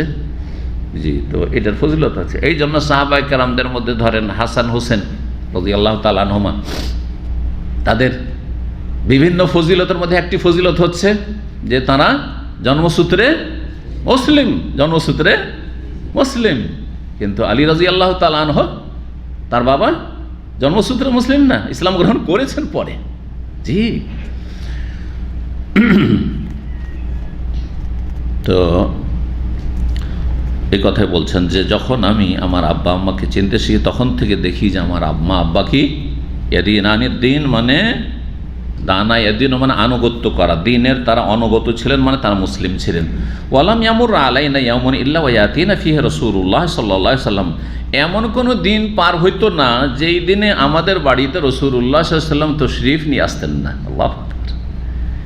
ছোট কচি মেয়ে, 4 বছর 5 বছর 6 বছর, তখন থেকে মনে আছে প্রতিদিন সকালে না হয় বিকেলে কোনোদিন দুপুরে রাসূলুল্লাহ দিনে একবার কমপক্ষে আমাদের বাড়িতে আসবেন। এত ঘনিষ্ঠতা ছিল, যেটাকে আমাদের সমাজে বলা হয় যদি কারো সাথে এইরকম খুব মানে গভীর ঘনিষ্ঠতা থাকে তো আমাদের অঞ্চলে বলে যে খাই বাড়িতে আর হাত ধায় ওর বাড়িতে, হাত ধায় বাড়ি খাই নিজের বাড়িতে আর হাত দেয় ওই বন্ধুর বাড়িতে বা অমুকের বাড়িতে। তো এইরকম অনেকের সাথে একটা আন্তরিকতা বা ঘনিষ্ঠতা হয়ে যায়। তো এইরকম সম্পর্ক ছিল। তাহলে আবু বকর সিদ্দিক রাদিয়াল্লাহু তাআলা আনহুর সাথে নবী সাল্লাল্লাহু আলাইহি ওয়াসাল্লামের সম্পর্ক কিন্তু বাল্য জীবনের সম্পর্ক, ইসলামের আগে থেকে ছোট কালেরই ঘনিষ্ঠ বন্ধু। জি, ঘনিষ্ঠ বন্ধু। জি, প্রতিদিন আসতেন রাসূলুল্লাহ সাল্লাল্লাহু আলাইহি ওয়াসাল্লাম। তখন পর্যন্ত কিন্তু বিয়ে হয়নি। বিয়ের আগে থেকেই তাহলে আয়েশা রাদিয়াল্লাহু তাআলা দেখতেন নবী সাল্লাল্লাহু আলাইহি ওয়াসাল্লাম আমাদের বাড়ি আসেন, সকাল বিকাল প্রতিদিন আসেন। জি, বলতেন যে আমাদের বাড়ি প্রতিদিন আসতেন। তারফায়ান নাহারে, দিনের 2 বেলা, বুকরাতান ও আশিয়া, সকালে এবং বরং বলছেন সকালে এবং বিকালে, অথবা নয় 2 বেলা আসতেন। সকালে একবার আসতেন, দেখা সাথ করে গেলেন, গল্প করে গেলেন, আবার বিকেলে একবার আসলেন, গল্প করে গেলেন, কথা বলে গেলেন। এটা ছোট থেকেই দেখেছে রাসূলুল্লাহ সাল্লাল্লাহু আলাইহি ওয়াসাল্লামকে। তখন নবী হয়ে গেছিলেন, যখন মা আয়েশা রাদিয়াল্লাহু বুঝতেছিলেন সেই সময় নবী সাল্লাল্লাহু আলাইহি ওয়াসাল্লাম নবুয়ত পেয়ে গেছেন। সুম্মা বাদালি আবি বকরিন, তারপরে প্রথম ইসলামের যুগ ছিল।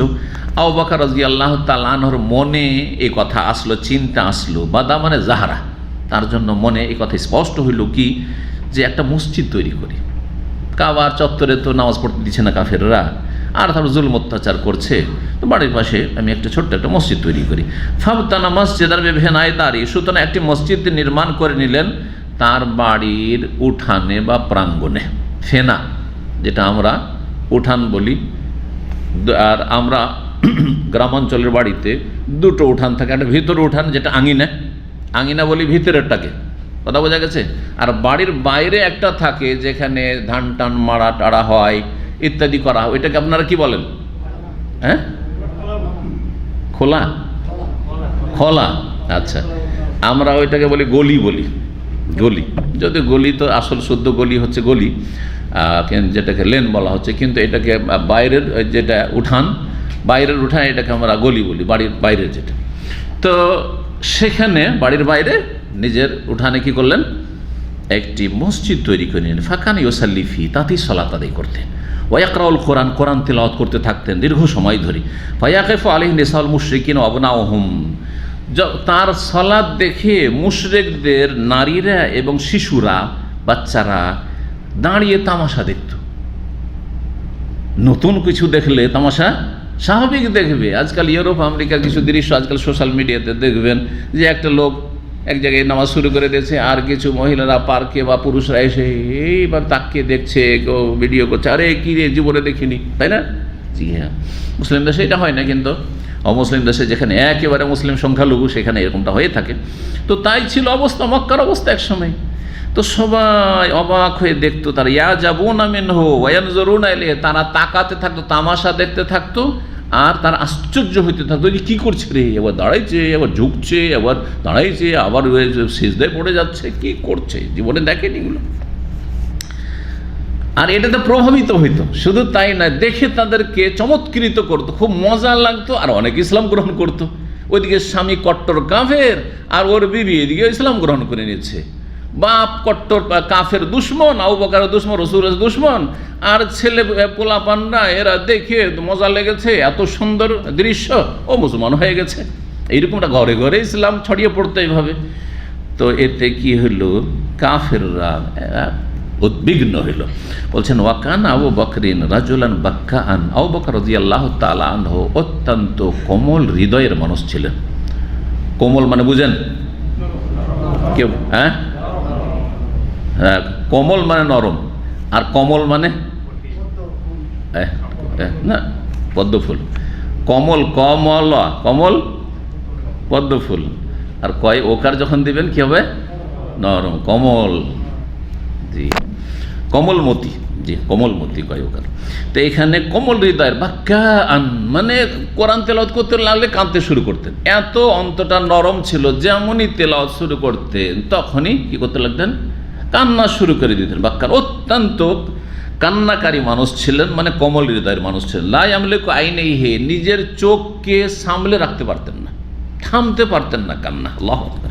ইযা কারাল কোরআন, বিশেষভাবে যখন কোরআনে কারীম তেলাওয়াত করতেন তিনি সালাতে, ফাআফজা যালিক আশরাফা কুরাইশ মিনাল মুশরিকিন, মুশরিক কুরাইশদের যারা সম্ভ্রান্ত ব্যক্তি, যারা নেতৃস্থানীয় ব্যক্তি, আশরাফ শরীফ থেকে, আশরাফ হচ্ছে শরীফের বহুবচন, যারা কুরাইশ মুশরিক কাফের তাদের যারা সম্ভ্রান্ত ব্যক্তি, মানে ক্ষমতার দিক থেকে নেতৃস্থানীয় ব্যক্তি, তাদেরকে এই বিষয়টি উদ্বিগ্ন করে তুলল।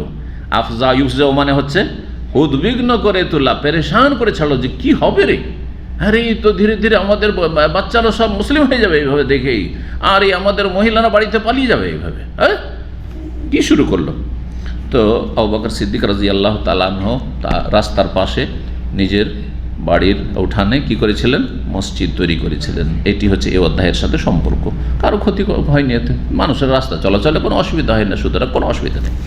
87 নম্বর অধ্যায় বলছে বাবু সলাত ফি সুয়েল ফি মসজিদি সুক। এই অধ্যায় হচ্ছে সলাত আদায় করা বাজারের মসজিদে। বাজারে যদি একাই থাকে আর অন্য কেউ না থাকে, তো নিজের দোকানে একটা মুসাল্লা, একটা জায়গায় সলাতে বানিয়ে নিয়েছে, সেখানে নামাজ পড়ছে।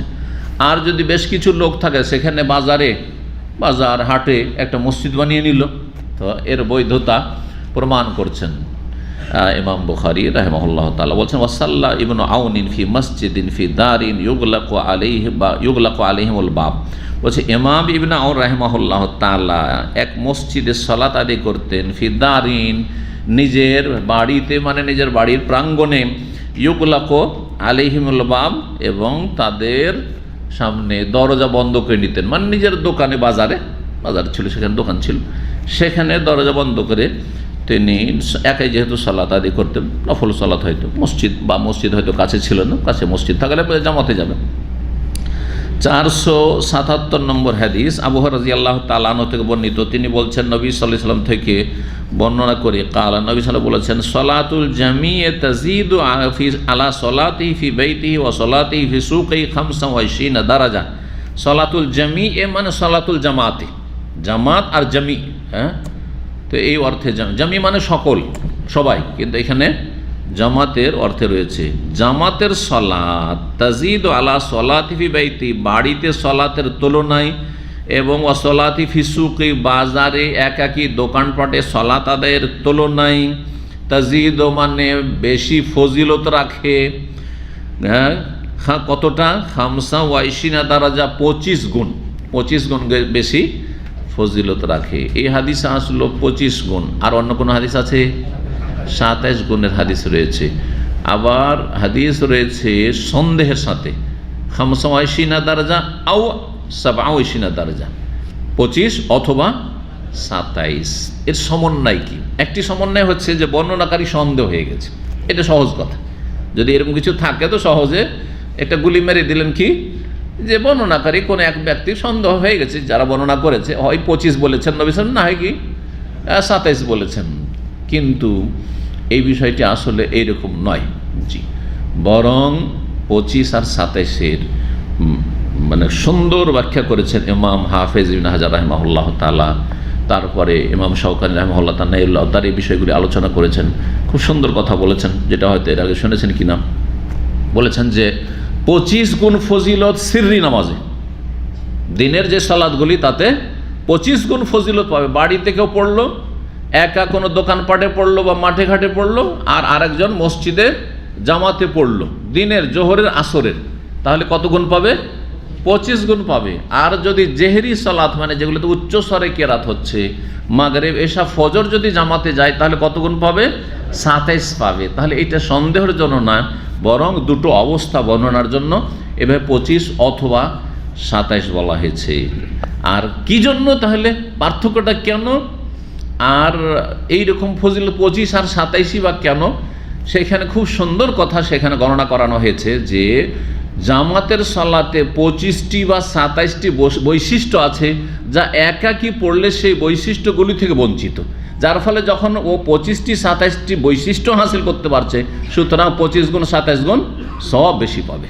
কথা বুঝতে পেরেছেন না? দিনের সালাতের তুলনায় রাতের সালাতে যেখানে উচ্চস্বরে কেরাত হচ্ছে, দুটো গুণ, দুটো বৈশিষ্ট্য আরও বেশি আছে, এই জন্য 25 থেকে সেটা কি হয়ে যায়, 27 হয়ে যায়। জি, এই কথাটা মনে রাখবেন। এই জন্য 25 আর 27 হাদিস ফাইন আহাদুকুম ইযা তাওয়াদ্দা। আর এই ব্যাখ্যা দিয়ে কিন্তু ইঙ্গিত করা হয়েছে যে মসজিদে গেলে মেলাগুলি কাজ করলো, যেই কাজগুলি বাড়িতে পড়লে হয় না, বাড়িতে পড়লে হয় না। তার মধ্যে একটি হচ্ছে যখন উজু করলো, সুন্দরভাবে উজু করলো, ঠিক আছে, বাড়িতেও উজু সুন্দর করে করা যায়, আর উজু করতেই হবে। ও আতাল মসজিদ, মসজিদ আসলো, এই যে মসজিদে আসলো, বাড়িতে বললো তো মসজিদে গেল না, তো এই যে কদমে কদমে নেকি, কদমে কদমে গুনাহ মাফ হইলো, মর্যাদা উঁচা হইলো, এটা তো বাড়িতে পড়লে হইলো না, দোকান পাড়ে নিজে পড়ে নিলেন তো হইলো না। লা ইউরিদু ইল্লাস সালাহ, আর তারপরে একটা নেক নিয়তে এগিয়ে গেল, অগ্রসর হইল। বাড়িতে পড়লে তো নেক নিয়তে অগ্রসর হইল না, ওইখানেই পড়িয়ে নিল, কিন্তু আপনি এখান থেকে ওইখানে যাচ্ছেন, আপনি 5 মিনিট 7 মিনিট হেঁটে যাচ্ছেন আপনি, জি হ্যাঁ, নেক নিয়তে যাচ্ছেন, যে নেক নিয়তের ওপর নিয়তে সাদেকা। এছাড়া বহু দিক রয়েছে। মসজিদে গেলে কত লোকের সাথে সালাম দেওয়া হলো, দেখা সাক্ষাৎ হলো, অসুস্থ ব্যক্তির ইয়াদাতুল মারিজ হয়ে গেল, হক আদায় করা হলো, কারো কেউ আপনজন মারা গেছে, তাকে তাজিয়ত সান্ত্বনা দেওয়া হয়ে গেল, যেই কাজগুলি বাড়িতে থাকলে মোটেই হইতো না। তারপরে কারো সাথে যদি ভুল বোঝাবুঝি থাকে, তো সালাম দেওয়ার মাধ্যমে মনোমালিন্য যেটা ছিল সেটা দূর হয়ে গেল, মনের ভিতরে কিছু ছিল সেগুলো দূর হয়ে গেল, ইত্যাদি মেলা এইরকম বহুমুখী উপকারিতা রয়েছে, যেগুলি এখানে বললে আমাদের এগিয়ে নেওয়া যাবে না। আর সেগুলি এই জন্য কিতাবের নাম বলে দিলাম, কেউ যদি অতিরিক্ত পড়তে চায় ফতুল বাড়ি তো এই বিষয়গুলি পাবে, আর নাইউল্লাহ তারি পাবে। জি, তো বলছেন যে যখন সালাতের উদ্দেশ্য ওয়াত আল মসজিদ, মসজিদ লা ইউরিদুল্লাহ সালাত, উদ্দেশ্য একমাত্র সালাত, লাম ইয়াখতু খাতুওয়াতান, যে কোনো একটা ধাপ রাখবে, ইল্লা রাফাহুল্লাহ বিহা দারাজা, তার মাধ্যমে আল্লাহ একটা মর্যাদা উঁচা করে দিবেন, একটা মর্যাদা উঁচা হয়ে গেল। ও হাত্তা আনহু খাতি, একটা গুনাহ আল্লাহ ঝরিয়ে দিবেন, মাফ করে দিবেন, গুনাহ মাফ হলো আর মর্যাদা উঁচা হইলো ওপর দিকে, জি ওপরে উঠছেন জান্নাতে আপনি আল্লাহর কাছে। হাত্তা ইয়াদখুল মসজিদ, যতক্ষণ পর্যন্ত মসজিদে প্রবেশ করে। ওয়াইজা দাখাল মসজিদ, যখন মসজিদে প্রবেশ করে গেল, তখন মসজিদে যে এখনও জামাত শুরু হয়নি অপেক্ষা করছে, বাড়িতে তার অপেক্ষা নেই, চলো শুরু করে দিই, উজু করা হয়ে যায় শুরু করে দিই, তাই না? তো এই যে এই বৈশিষ্ট্য পেল, বলছেন যে কানাফি সলাতের, মসজিদে প্রবেশ করে সে সলাতের অবস্থায় যেন রয়েছে, মা কানাত তাহবেস, যতক্ষণ পর্যন্ত সলাৎ তাকে বাধাগ্রস্ত করে রাখবে, ধরে রাখবে, কারণ সলাৎ শুরু হয় নেই, অপেক্ষায় আছে, ইন্তজার, অপেক্ষা করছে, তার নেকি পাচ্ছে। অতসাল্লি আলাইহিল মালায়েকা, ফেরেশতা রহমতের তার জন্য দোয়া করছে। বাড়িতে হলে এই রহমতের দোয়ার কথা নাই, কিন্তু মসজিদে রহমতের দোয়া ফেরেশতা করছে। মা দামাফি মজলিসি আল্লাযী ফীহি, যেই মজলিসে সে বসে আছে মসজিদে, সেখানে সলাতের আগে হোক অথবা সলাতের পরে হোক, কি দোয়া করে? আল্লাহ মাগফির লাহু, আল্লাহ ওকে মাফ করে দাও, আল্লাহুম্মা রহমত, তার উপর দয়া করো, মা লাম ইউজে, যতক্ষণ কষ্ট না দিবে, ইউহুদেস, কষ্ট দেওয়া মানে হচ্ছে, ইউহুদেস মানে উজু নষ্ট না করে দিবে। উজু নষ্ট করলে কাকে কষ্ট দিলেন আপনি? হ্যাঁ, এখন জোরে কেউ আওয়াজ করে মসজিদে উজু নষ্ট করবে, বায়ু নির্গত করবে, এটা তো বেয়াদবি, ঠিক না? কিন্তু জোরে নয়, ভিতর বায়ু নিঃসরণ হয়ে গেল আর উজু নষ্ট হয়ে গেল, তাতে আশেপাশের লোক তো বুঝতে পারলো না, গন্ধ হইলে কষ্ট একটা, কিন্তু গন্ধ হইল না ধারে। যদি গ্যাস টাস এরকম না থাকে আর পেট ক্লিয়ার থাকে, কষ্টকাঠিন্য না থাকে, তাহলে সাধারণত গন্ধ অনেক সময় হয় না, গন্ধ হইল না, তাহলে কাকে কষ্ট দিলেন? কষ্ট দেওয়া হচ্ছে মালায়েকা, ফেরেশতা। ভাষ্যকার করে লিখেছেন ফেরেশতাকে, যে ব্যক্তি বিনা উজুতে থাকলো মসজিদে, সেই ব্যক্তি এতক্ষণ ফেরেশতারা দোয়া করছিল, কিন্তু ফেরেশতা তো বুঝতে পারেনি সে উজু শেষ। হ্যাঁ, উজুটাও তো একটা নেক আমল তো লেখছে ফেরেশতারা না, সেই জন্য জানছে এসব বিষয়গুলি। এই ছিল হাদিস। তো এই হাদিস দ্বারা প্রমাণ করলেন কি, যে বাজারের মসজিদে সালাত আদায়, বাজারের দোকানে যদি সালাত আদায় করা যায়, তাহলে বাজারে প্রয়োজন বোধে মসজিদ তৈরি করবে, আর সে মসজিদে সালাত আদায় করে জামাতের সাথে 25 গুণ 27 গুণ পাবে। আর গ্রাম অঞ্চল বা একবারে পল্লী জায়গা অথবা মরুভূমিতে 2-4টা লোক, বেদুইন 2-4টা লোক বাস করে, সেখানে 2-4টা মুসাল্লি, 10টা মুসল্লি, কিন্তু শহরে তো হাজার হাজার লোক আসছে, বিভিন্ন এলাকা থেকে লোকজন আসছে, লোকজনের সমাগম বেশি, তো যত বড় জামাত তত বেশি ফজিলত, আর ততই বড় মসজিদ আর ততই বড় জামাত হচ্ছে। সুতরাং এই ফজিলতগুলি হাসিল হবে। এই দিকে ইমাম বুখারী রাহিমাহুল্লাহ ইঙ্গিত করেছেন, যেটা এখন বর্তমান দেখতে পাচ্ছেন যে কত বিশাল বিশাল মসজিদ তৈরি হচ্ছে। আর শুধু গ্রামাঞ্চলে নয়, বড় বড় শহরে বড় বড় বিশাল বিশাল, বরং শহরেই বড় বড় মসজিদ তৈরি হচ্ছে। তো এই বিষয়ের দিকে যেন ইঙ্গিত করে দিয়েছেন যে এইরকম হলে কোনো অসুবিধা নেই, শহরে মসজিদ তৈরি হবে। জি, 88 নম্বর অধ্যায়, আর এতে খুব সহজ বিষয় রয়েছে, তা হচ্ছে বাবু তাশবিকিল আসাবে ফিল মসজিদ ওয়া গায়রি। এই অধ্যায় হচ্ছে মসজিদে অথবা অন্য কোথাও হাতে পাঞ্জা কষা। বাংলাতে অনুবাদকরা এটি অনুবাদ করেছে। এটাকে কি বলেন আপনারা? এক এক অঞ্চলের লোকগুলো, কারণ এখানে মাশাআল্লাহ আমাদের আলোচনাগুলো সৌদি আরবের প্রবাসীদের এটি ফায়দা। বাংলাদেশে আলোচনা করলে যদি পাবনা হয় তো সব পাবনা পার্টি, আর অন্য জায়গার লোক নেই, তাই না? খুলনা হলে খুলনার লোক, কুষ্টিয়া হলে কুষ্টিয়ারির লোক, চিটাগাং হলে চিটাগাং লোক, সিলেট হলে শুধু সিলেটি, তাই না? কিন্তু এখানে সব আছে, মাশাআল্লাহ, আছে না? হ্যাঁ। তো কি বলেন এটাকে? আঙ্গুলের মধ্যে আঙ্গুল ঢুকিয়ে দেওয়া, হ্যাঁ, পাঞ্জা বাঁধা। জি হ্যাঁ, ওইটা পাঞ্জা কষানো, ঠিক, এটি শুদ্ধ বাংলা, পাঞ্জা কষা। কারণ এটাতে টাইট হয়ে যায়, এই জন্য কষা। এমনি যদি এরকম রাখেন সহজ, কিন্তু এইভাবে যদি টাইট হয়ে যায় তো খোলাও মুশকিল অনেক সময়, ঠিক না? তো এটাকে তাশবিক বলা। সাব্বাক ইউসাব্বাকু মানে আঙ্গুলের ভিতরে আঙ্গুল ঢুকিয়ে দেওয়া, আঙ্গুলের ভিতরে আঙ্গুল ঢুকানো, পাঞ্জা কষা। মসজিদের ভিতরে পাঞ্জা কষা জায়েজ কিনা, এটা একটা মাসলা। বা মসজিদের বাড়ি এমনিতে এই কাজটি জায়েজ কিনা। যদি বিনা কারণে হয় তো এটা হচ্ছে ওয়াসার কাজ, লাগো ফালতু কাজ, আর মুসলিম ফালতু কাজ থেকে বেঁচে থাকবে। ওয়াল্লাযীনা আনিল লাগওয়ি মুরিদুন। আল্লাহ রাব্বুল আলামিন কোরআনে কারীমে দুই জায়গাতে, তার মধ্যে সূরা মুমিনুনে মুমিনদের, ইমানদারদের যারা জান্নাতি, তাদের বেশ কিছু বৈশিষ্ট্য বর্ণনা করেছে। তার মধ্যে একটি হচ্ছে যারা অসার কথা কাজ থেকে কি বেঁচে থাকে বা এড়িয়ে চলে। অসার কথা কাজে নেই, ফালতু কাজ কেন করবেন? ফালতু এরকম করে হাতে আঙ্গুল ঢুকিয়ে আছেন, কি কাজ এটা? কোনো কাজ নেই এর। বরং হঠাৎ করে প্রয়োজন হলে তাড়াহুড়া করতে গিয়ে ক্ষতি হইতে পারে, তার চাইতে ভালো হাতটা ফ্রি থাকলো আপনার। জি, তো কিন্তু প্রয়োজনে যদি মনে করে কখনো কেউ করলো তো জায়েজ আছে। হ্যাঁ, যেটা জায়েজ নয় বা আপত্তিকর সেটা হচ্ছে সলাতের ভিতরে নিষেধাজ্ঞা। বুখারী যেটা বলতে চাইছেন, নিষেধাজ্ঞা হচ্ছে কিসের ভিতরে? মসজিদে করতে পারেন, কিন্তু সলাতের ভিতরে নামাজ পড়ছেন,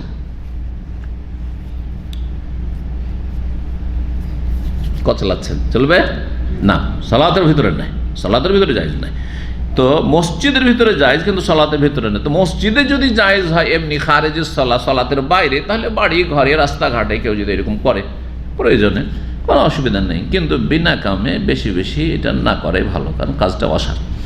478 নম্বর হাদিস এবং 479 এই জন্য বলছেন যে দুইজন বর্ণনা, কালা হাদাসানা হামিদ ইবনে ওমর আন বিশরিন, কালা হাদাসানা আসম, কালা হাদাসানা ওয়াকিদ আন আবিহি আন ইবনে ওমর আও ইবনে আমরিন। এই জন্য দুইটা নম্বর দিয়েছেন, হ্যাঁ, হয় ইবনে ওমর থেকে বা আব্দুল্লাহ বিন আমর ইবনে আস থেকে। তাহলে দুটো যদি হয় তাহলে দুটি হাদিস হয়ে গেল। কালা সাব্বাকান নবী আসাবি, ও নবী সাল্লাল্লাহু আলাইহি সাল্লাম নিজের আঙ্গুলগুলিতে পাঞ্জা কষেছিলেন। নবী সাল্লাল্লাহু আলাইহি সাল্লাম একবার কি করেছেন বা একাধিকবারও করেছেন, আঙ্গুলের ভিতর আঙ্গুল ঢুকিয়ে পাঞ্জা কষেছেন, সুতরাং জায়েজ। তো এখানে নেই যে মসজিদে ছিল না বাইরে ছিল, কিন্তু সামনে আসছে যে মসজিদে। 480 নম্বর হাদিস বর্ণনা করছেন, কে বলছেন? আসিম বিন আলী হাদাসানা আসিম বিন মুহাম্মদ সামি'তু হাযালাত মিন আবি ফালাম আহফাযুহু ফাকাওয়ামাহু লি ওয়াকিদ। যে আহফাযুহু ফাকাওয়ামাহু লি ওয়াকিদুন আন আবিহি, হাদিসটাতে কিছু ভুল ত্রুটি তার ছিল, তো ঠিক করে দিলেন। বলছেন কাল সামি'তু আবি, আমি আমার আব্বা থেকে শুনেছি। ওয়াকিদ বলছেন তার পিতা থেকে বর্ণনা করে। ওয়াহুয়া ইয়াকুল বলছিলেন, কালা আব্দুল্লাহ মাসউদ রাদিয়াল্লাহু তাআলা বলেছেন, কালা রাসূলুল্লাহ, রাসূল বলেছেন, ইয়া আব্দুল্লাহ বিন আমর, হে আব্দুল্লাহ বিন আমর, কাইফা বিকা ইযা বাকিতা ফি হুসালাতি মিনান নাস, তোমার কি অবস্থা হবে বা তুমি কি করবে যখন তুমি একাই থেকে যাবে, ফি হুসালাতি মিনান নাস, অসৎ লোকদের মাঝে। এমন অসৎ লোকের পাল হবে যে অসৎ লোকের সংখ্যা এত বেড়েছে আর সৎ লোক তোমার সমাজে কেউ নেই, একা, জাহান্নাম মনে হবে। বর্তমান অনেক জায়গায় এরকম আছে, অনেক গ্রাম আছে যে আপনি একাই, হয়তো নামাজি একাই, অথবা নামাজি পেলেও সহি নামাজি শুধু একাই, সব বেদাতি নামাজি, সব মিলাদি, সব কেয়ামি, সব মাজারপন্থী, কথা বোঝা গেছে। বা অমুসলিম দেশে সব কাফের, আর তার মাঝে একজন মুসলিম, আর কেউ আশেপাশে কোনো মুসলিম নেই, আল্লাহ হেফাজত করে। এরকম জায়গাতে, এরকম জায়গায় বসবাস করাও জায়েজ না, প্রতিকূল জায়গায় যথাসাধ্য চেষ্টা করবে। কিন্তু এরকম পরিস্থিতি যদি তৈরি হয়ে যায়, কোম্পানিতে অনেকে প্রবাস জীবনে যে কত কষ্টে আছেন দিনদার ভাইরা, কোম্পানিতে সব অসৎ, রুমমেট 10 জন, সবটি বেনামাজি, সবটি বেদিন, সবটি পাপিষ্ট, সবটি একবারে নোংরা চরিত্রের, আর একটা মুসল্লি জাহান্নামে থাকছে মনে হচ্ছে রুমের ভিতরে, ঠিক কিনা? এই কথাই বলছেন যে কি অবস্থা হবে ওই দিন। এমন একটা সময় আসবে কিয়ামতের লক্ষণ, যেই সময় এজা বাকিতা, তুমি একাই থেকে যাবে হোসালাতি মিনান নাস, অসৎ লোকদের মাঝে, অসৎ লোক থাকবে শুধু। আল্লাহ হেফাজত করেন আমাদের। 481 নম্বর হাদিস, আবু মুসা আশআরী রাদিয়াল্লাহু তাআলা আনহু বর্ণিত, তিনি বলছেন কাল, নবী সাল্লাল্লাহু আলাইহি ওয়াসাল্লাম বলেছেন, ইন্নাল মুমিনা লিল মুমিনি কাল বুনিয়ান, একজন মুমিন আরেকজন মুমিনের জন্য হচ্ছে একটা ইমারতের মতো, একটা বিল্ডিংয়ের মতো, পাকা বাড়ির মতো। পাকা বাড়িতে অনেকগুলি ইট লাগানো আছে, একটা ইট আর একটা ইটকে কি করে, শক্তিশালী করে, জয়েন্ট হয়ে শক্তিশালী করেছে। না হলে সবগুলো যদি ছড়িয়ে ছিটিয়ে থাকতো বিক্ষিপ্ত হয়ে, তো বাড়ি টিকতো না, ভেঙে পড়তো। ইয়াশুদ্ধ বাদহ বাজান, তার একটি অংশ আর একটি অংশকে শক্তিশালী করে। ঠিক মুমিন মুসলিম ওইরকম, একজন মুসলিম আর একজন মুসলিমকে কি করবে, শক্তিশালী করবে, মজবুত করবে, দুর্বল করবে না, ফাটল ধারাবে না, ভাঙল ধারাবে না, দুশ্মনী করবে না, হিংসা বিদ্বেষ শত্রুতা কলহ বিবাদ করবে না।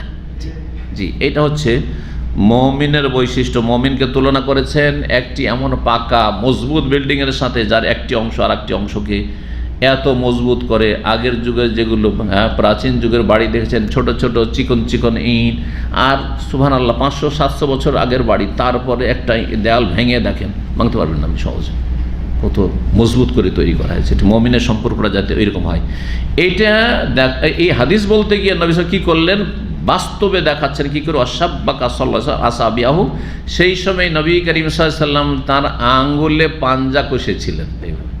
এইভাবে মুমিনের সম্পর্কটা এইরকম সম্পর্ক হবে, এইভাবে দেখালেন। তাহলে কার্যবশত আপনি পাঞ্জা কষবেন বিনা কাজে, অনেকে বসে থাকে এরকম, আপনি একটু এরকম কাছাকাছি আছেন তো করে না অনেকে। এটার মানে কি বুঝেন? চিন্তা করা, দুশ্চিন্তা আছেন, কোন একটা চিন্তাতে মগ্ন আছেন। 482 নম্বর হাদিস, আর এটাতে শেষ হবে। জি, ইবনে সিরিন রাহিমাহুল্লাহ তাআলা প্রখ্যাত তাবি বর্ণনা করেছেন আবু হুরায়রা রাদিয়াল্লাহু তাআলা আনহু থেকে, কালা সাল্লা বিনা রাসূলুল্লাহ আমাদেরকে সালাত আদায় করাইলেন, ইমামতি করলেন। কি সালাত ছিল? ইহদা সালাতাইল আশি, বৈকালের কোন একটি সালাত ছিল, জোহর অথবা, কেন এভাবে বললেন? বর্ণনাকারী সন্দেহ, কোন একজন বর্ণনাকারী সন্দেহ হয়ে গেছে, জোহর অথবা আসর ছিল। জি, কালা ইবনে সিরিন, অন্যের আয়াতে ছিল আসর ছিল, আল্লাহু আলাম। কাদ সাম্মাহা, আবু হুরায়রা বলছেন, আবু হুরায়রা রাদিয়াল্লাহু তাআলা আনহু কিন্তু ওই সালাতের ওয়াক্তের নাম উচ্চারণ করেছেন, জোহর অথবা আসর বলেছেন।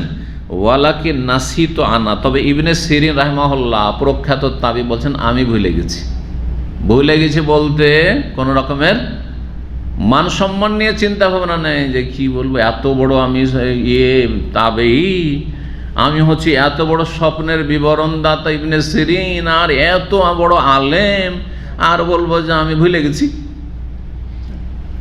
জি, এগুলো তো আমাদেরকে শেখানো হয়েছে। আমরা মাঝে মাঝে অনেক কথা পড়েছি, 2-4-10 বছর আগে পড়েছি, আর এর মাঝখানে ওই বিষয়টি নিয়ে কোন রকম পড়াশোনা করিনি, বলতে পারি না। সুতরাং মাসলা জিজ্ঞাসা করেন, ভাই অনেক আগে পড়েছি, ভুলে গেছি, বলতে কোনো আইব আছে, দোষের কথা? কিন্তু আমাদের সমাজও যেমন তেমন আলেম সমাজকে যদি বলে দিই, ভাই আপনি যে মাসলা জিজ্ঞাসা করলেন, ভাই অনেক আগে পড়েছি, ভুলে গেছি, বলছে আরে কি জানে রে, হ্যাঁ মদিনা পাশ করেছে, বলছে ভুলে গেছি, এই মাসলা আমার দিতে পারলো না, একটু কথা বুঝছেন না? যেমন সমাজ তেমন সমাজের আলেম ওই রকমই, বলতে জানে না যে আমি ভুলে গেছি, অথবা এটার মনে নেই। কিন্তু আমার আরব শেখেরা যাদের কাছে আমি পড়েছি, অনেক শেখ এই মাসলাটা বলছে, হাজা বাইদু আহদিন আন্নি, অনেক আগে পড়েছি, হ্যাঁ অকাদনে শীত ভুলে গেছি, অথবা মা আতাজাক্কার, মনে নেই ঠিকভাবে, দেখবো তারপরে বলবো। অথবা অমুক কিতাবে আছে, আপনি দেখে নিন, ব্যাস। কথা বোঝা গেছে? কোনো আইবের কথা নেই। তাদেরকে আমরা আরও বড় বলে জানি যে আন্দাজে একটা গুলি মারা কথা বলে না, পড়ে শুনে কথা বলে। জি, আল্লাহ যেন তৌফিক দান করেন।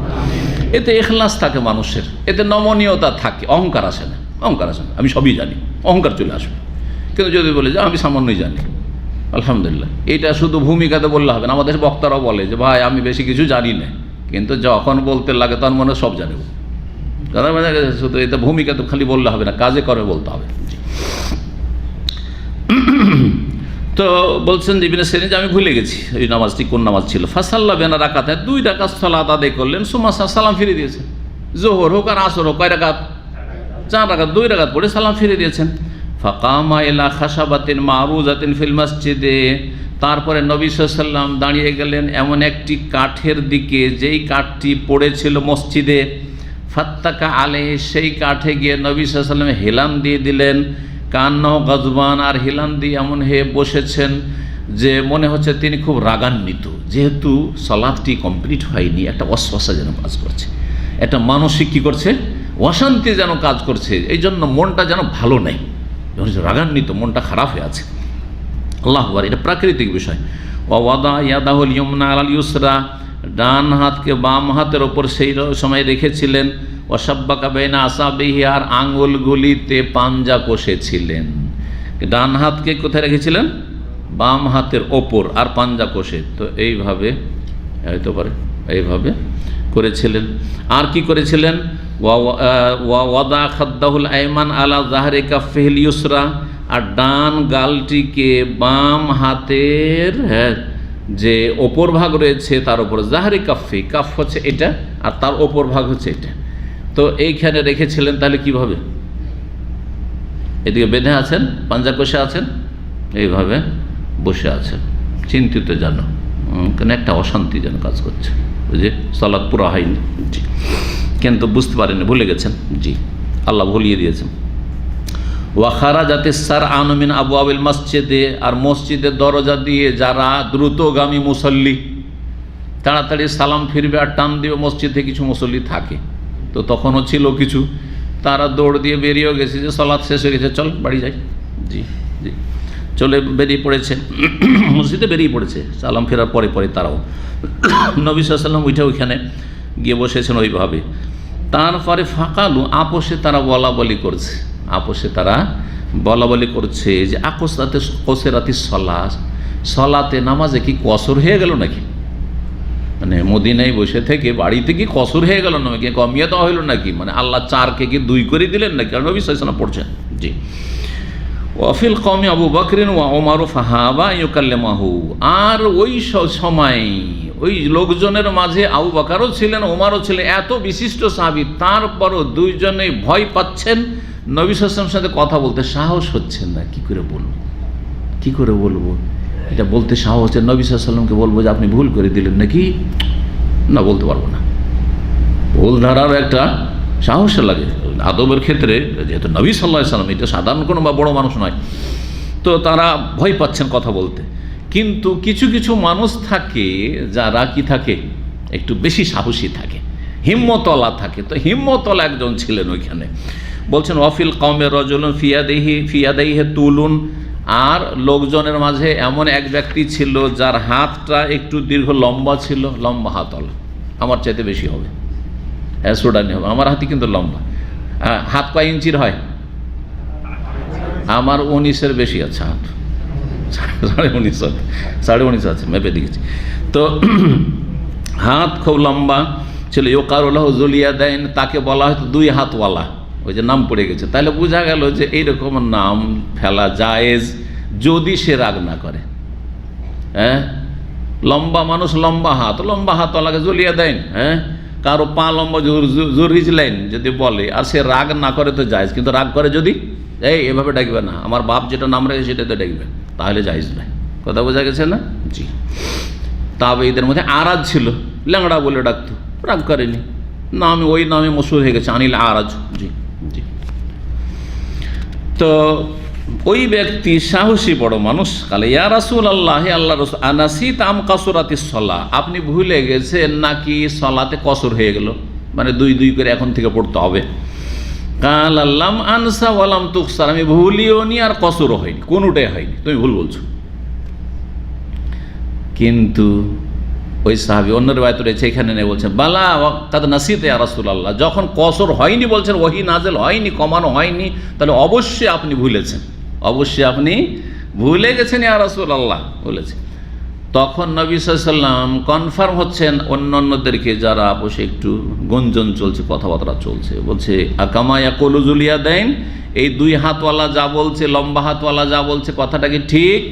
ফাকালু নাম, হ্যাঁ ঠিক ইয়া রাসূলুল্লাহ। ফাতাকাদ্দামা, নবী সাল্লাল্লাহু আলাইহি ওয়াসাল্লাম আগে বাড়লেন মসজিদে, ফাসাল্লা মা তারাকা, যে অবশিষ্ট 2 রাকাত ছিল তা সালাত আদায় করলেন। সুম্মা সাল্লামা, তারপরে সালাম ফিরে দিলেন, সালাম ফিরে দিলেন, সহসিজদা এখনো করলেন না, কারণ 2 রাকাত পড়ে যে আত্তাহিয়াতে বসে একবারে পুরোটা পড়ে নিয়ে সালাম ফিরেছেন, ওখানেই তো একটু বেড়ে গেছে, সালাম ফিরাটা কি হয়ে গেছে? অতিরিক্ত হয়ে গেছে। যখন অতিরিক্ত হয়ে গেছে, সুতরাং এতে আবার যদি সালাম ফিরার আগে সহসিদ্ধা করেন তো আরও অতিরিক্ত, তো অতিরিক্ত হয়ে যাবে, কথাটা বুঝবেন ভালো করে।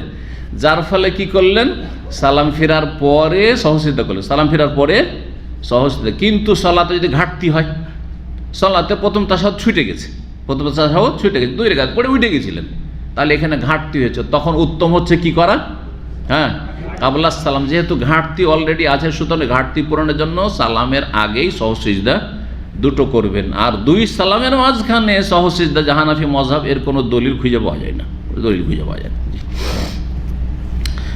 তো নবী সাল্লাল্লাহু আলাইহি ওয়াসাল্লাম সালাত পুরা করলেন আর তারপরে সালাম ফিরলেন। সুম্মা কাব্বারা, সালাম, আসসালামু আলাইকুম রাহমাতুল্লাহ, আসসালামু আলাইকুম রাহমাতুল্লাহ, আল্লাহু আকবার, ফের তাকবীর দিলেন। ওয়াসাজাদা মিসলা সুজুদি আতওয়াল, তারপরে আগের মতো সিজদা করলেন বা ওর চাইতে দীর্ঘায়িত সিজদা করলেন। সুম্মা রাফা রাসাহু, তারপরে মাথা উঠালেন, তাকবীর বললেন। সুম্মা কাব্বারা, তারপর তাকবীর বললেন, আর এক দ্বিতীয় সিজদা করলেন, আগের মতোই সিজদা অথবা তার চাইতে লম্বা। সুম্মা রাফা রাসাহু, তারপর মাথা উঠালেন, তাকবীর বললেন। ফারুব্বামা সাআলুহু, তারপরে জিজ্ঞেস করছেন বর্ণনাকারী যে সালাম ফিরলেন কিনা, এই যে সহসিজদা করলেন তারপরে আবার সালাম ফিরলেন কিনা, জিজ্ঞাসা করছেন নবী সাল্লাল্লাহু আলাইহি ওয়াসাল্লাম কেন, একজন বর্ণনাকারী আরেকজনকে জিজ্ঞেস করছেন। সুম্মা কাল ফায়াকুল, তো উত্তরে বলছেন 90 তো আমাকে জানানো হয়েছে। কে বলছেন? ইমরান বিন হুসাইনের কাছে শুনেছেন তিনি, তার মানে কোন একজন বর্ণনাকারী হবে যিনি তাবেই, ইমরান বিন হুসাইন সাহাবী থেকে শুনেছেন। 90 তো আমাকে বলা হয়েছে আন্না ইমরান বিন হুসাইন কাল, ইমরান বিন হুসাইন রাদিয়াল্লাহু তাআলা যখন এই হাদিস বর্ণনা করেন তখন বলেছেন সুম্মা সাল্লামা, শেষখানে সালামও ফিরেছেন, শেষখানে সালাম ফিরেছেন। তো কয়বার সালাম হইল? একবার সালাম হইল 2 রাকাত পড়ে, আর তারপরে সহসিজদা 2 হইল, আর তারপরে সালাম হলো, তাশাহুদ হইল, আত্তাহিয়াত পড়েছেন, দরুদ পড়েছেন। কিন্তু হানাফি মাযহাব এখানে ভিন্ন মত পোষণ করে জয়ীফ হাদিসের ভিত্তিতে, সেখানে তারা কি করে, তারপরে তাশাহুদ পড়বে, দরুদ পড়বে, দোয়া মাসুরা পড়বে, তারপরে সালাম ফিরবে না, শুধু সালাম রয়েছে, এখানে তাশাহুদ নেই। এখানে আজকের আলোচনা শেষ করছি। ওয়া সাল্লাল্লাহু সাল্লাম আলা নবিয়ানা মুহাম্মদ ওয়া আলা আলিহি ওয়া সাহবিহি আজমাইন।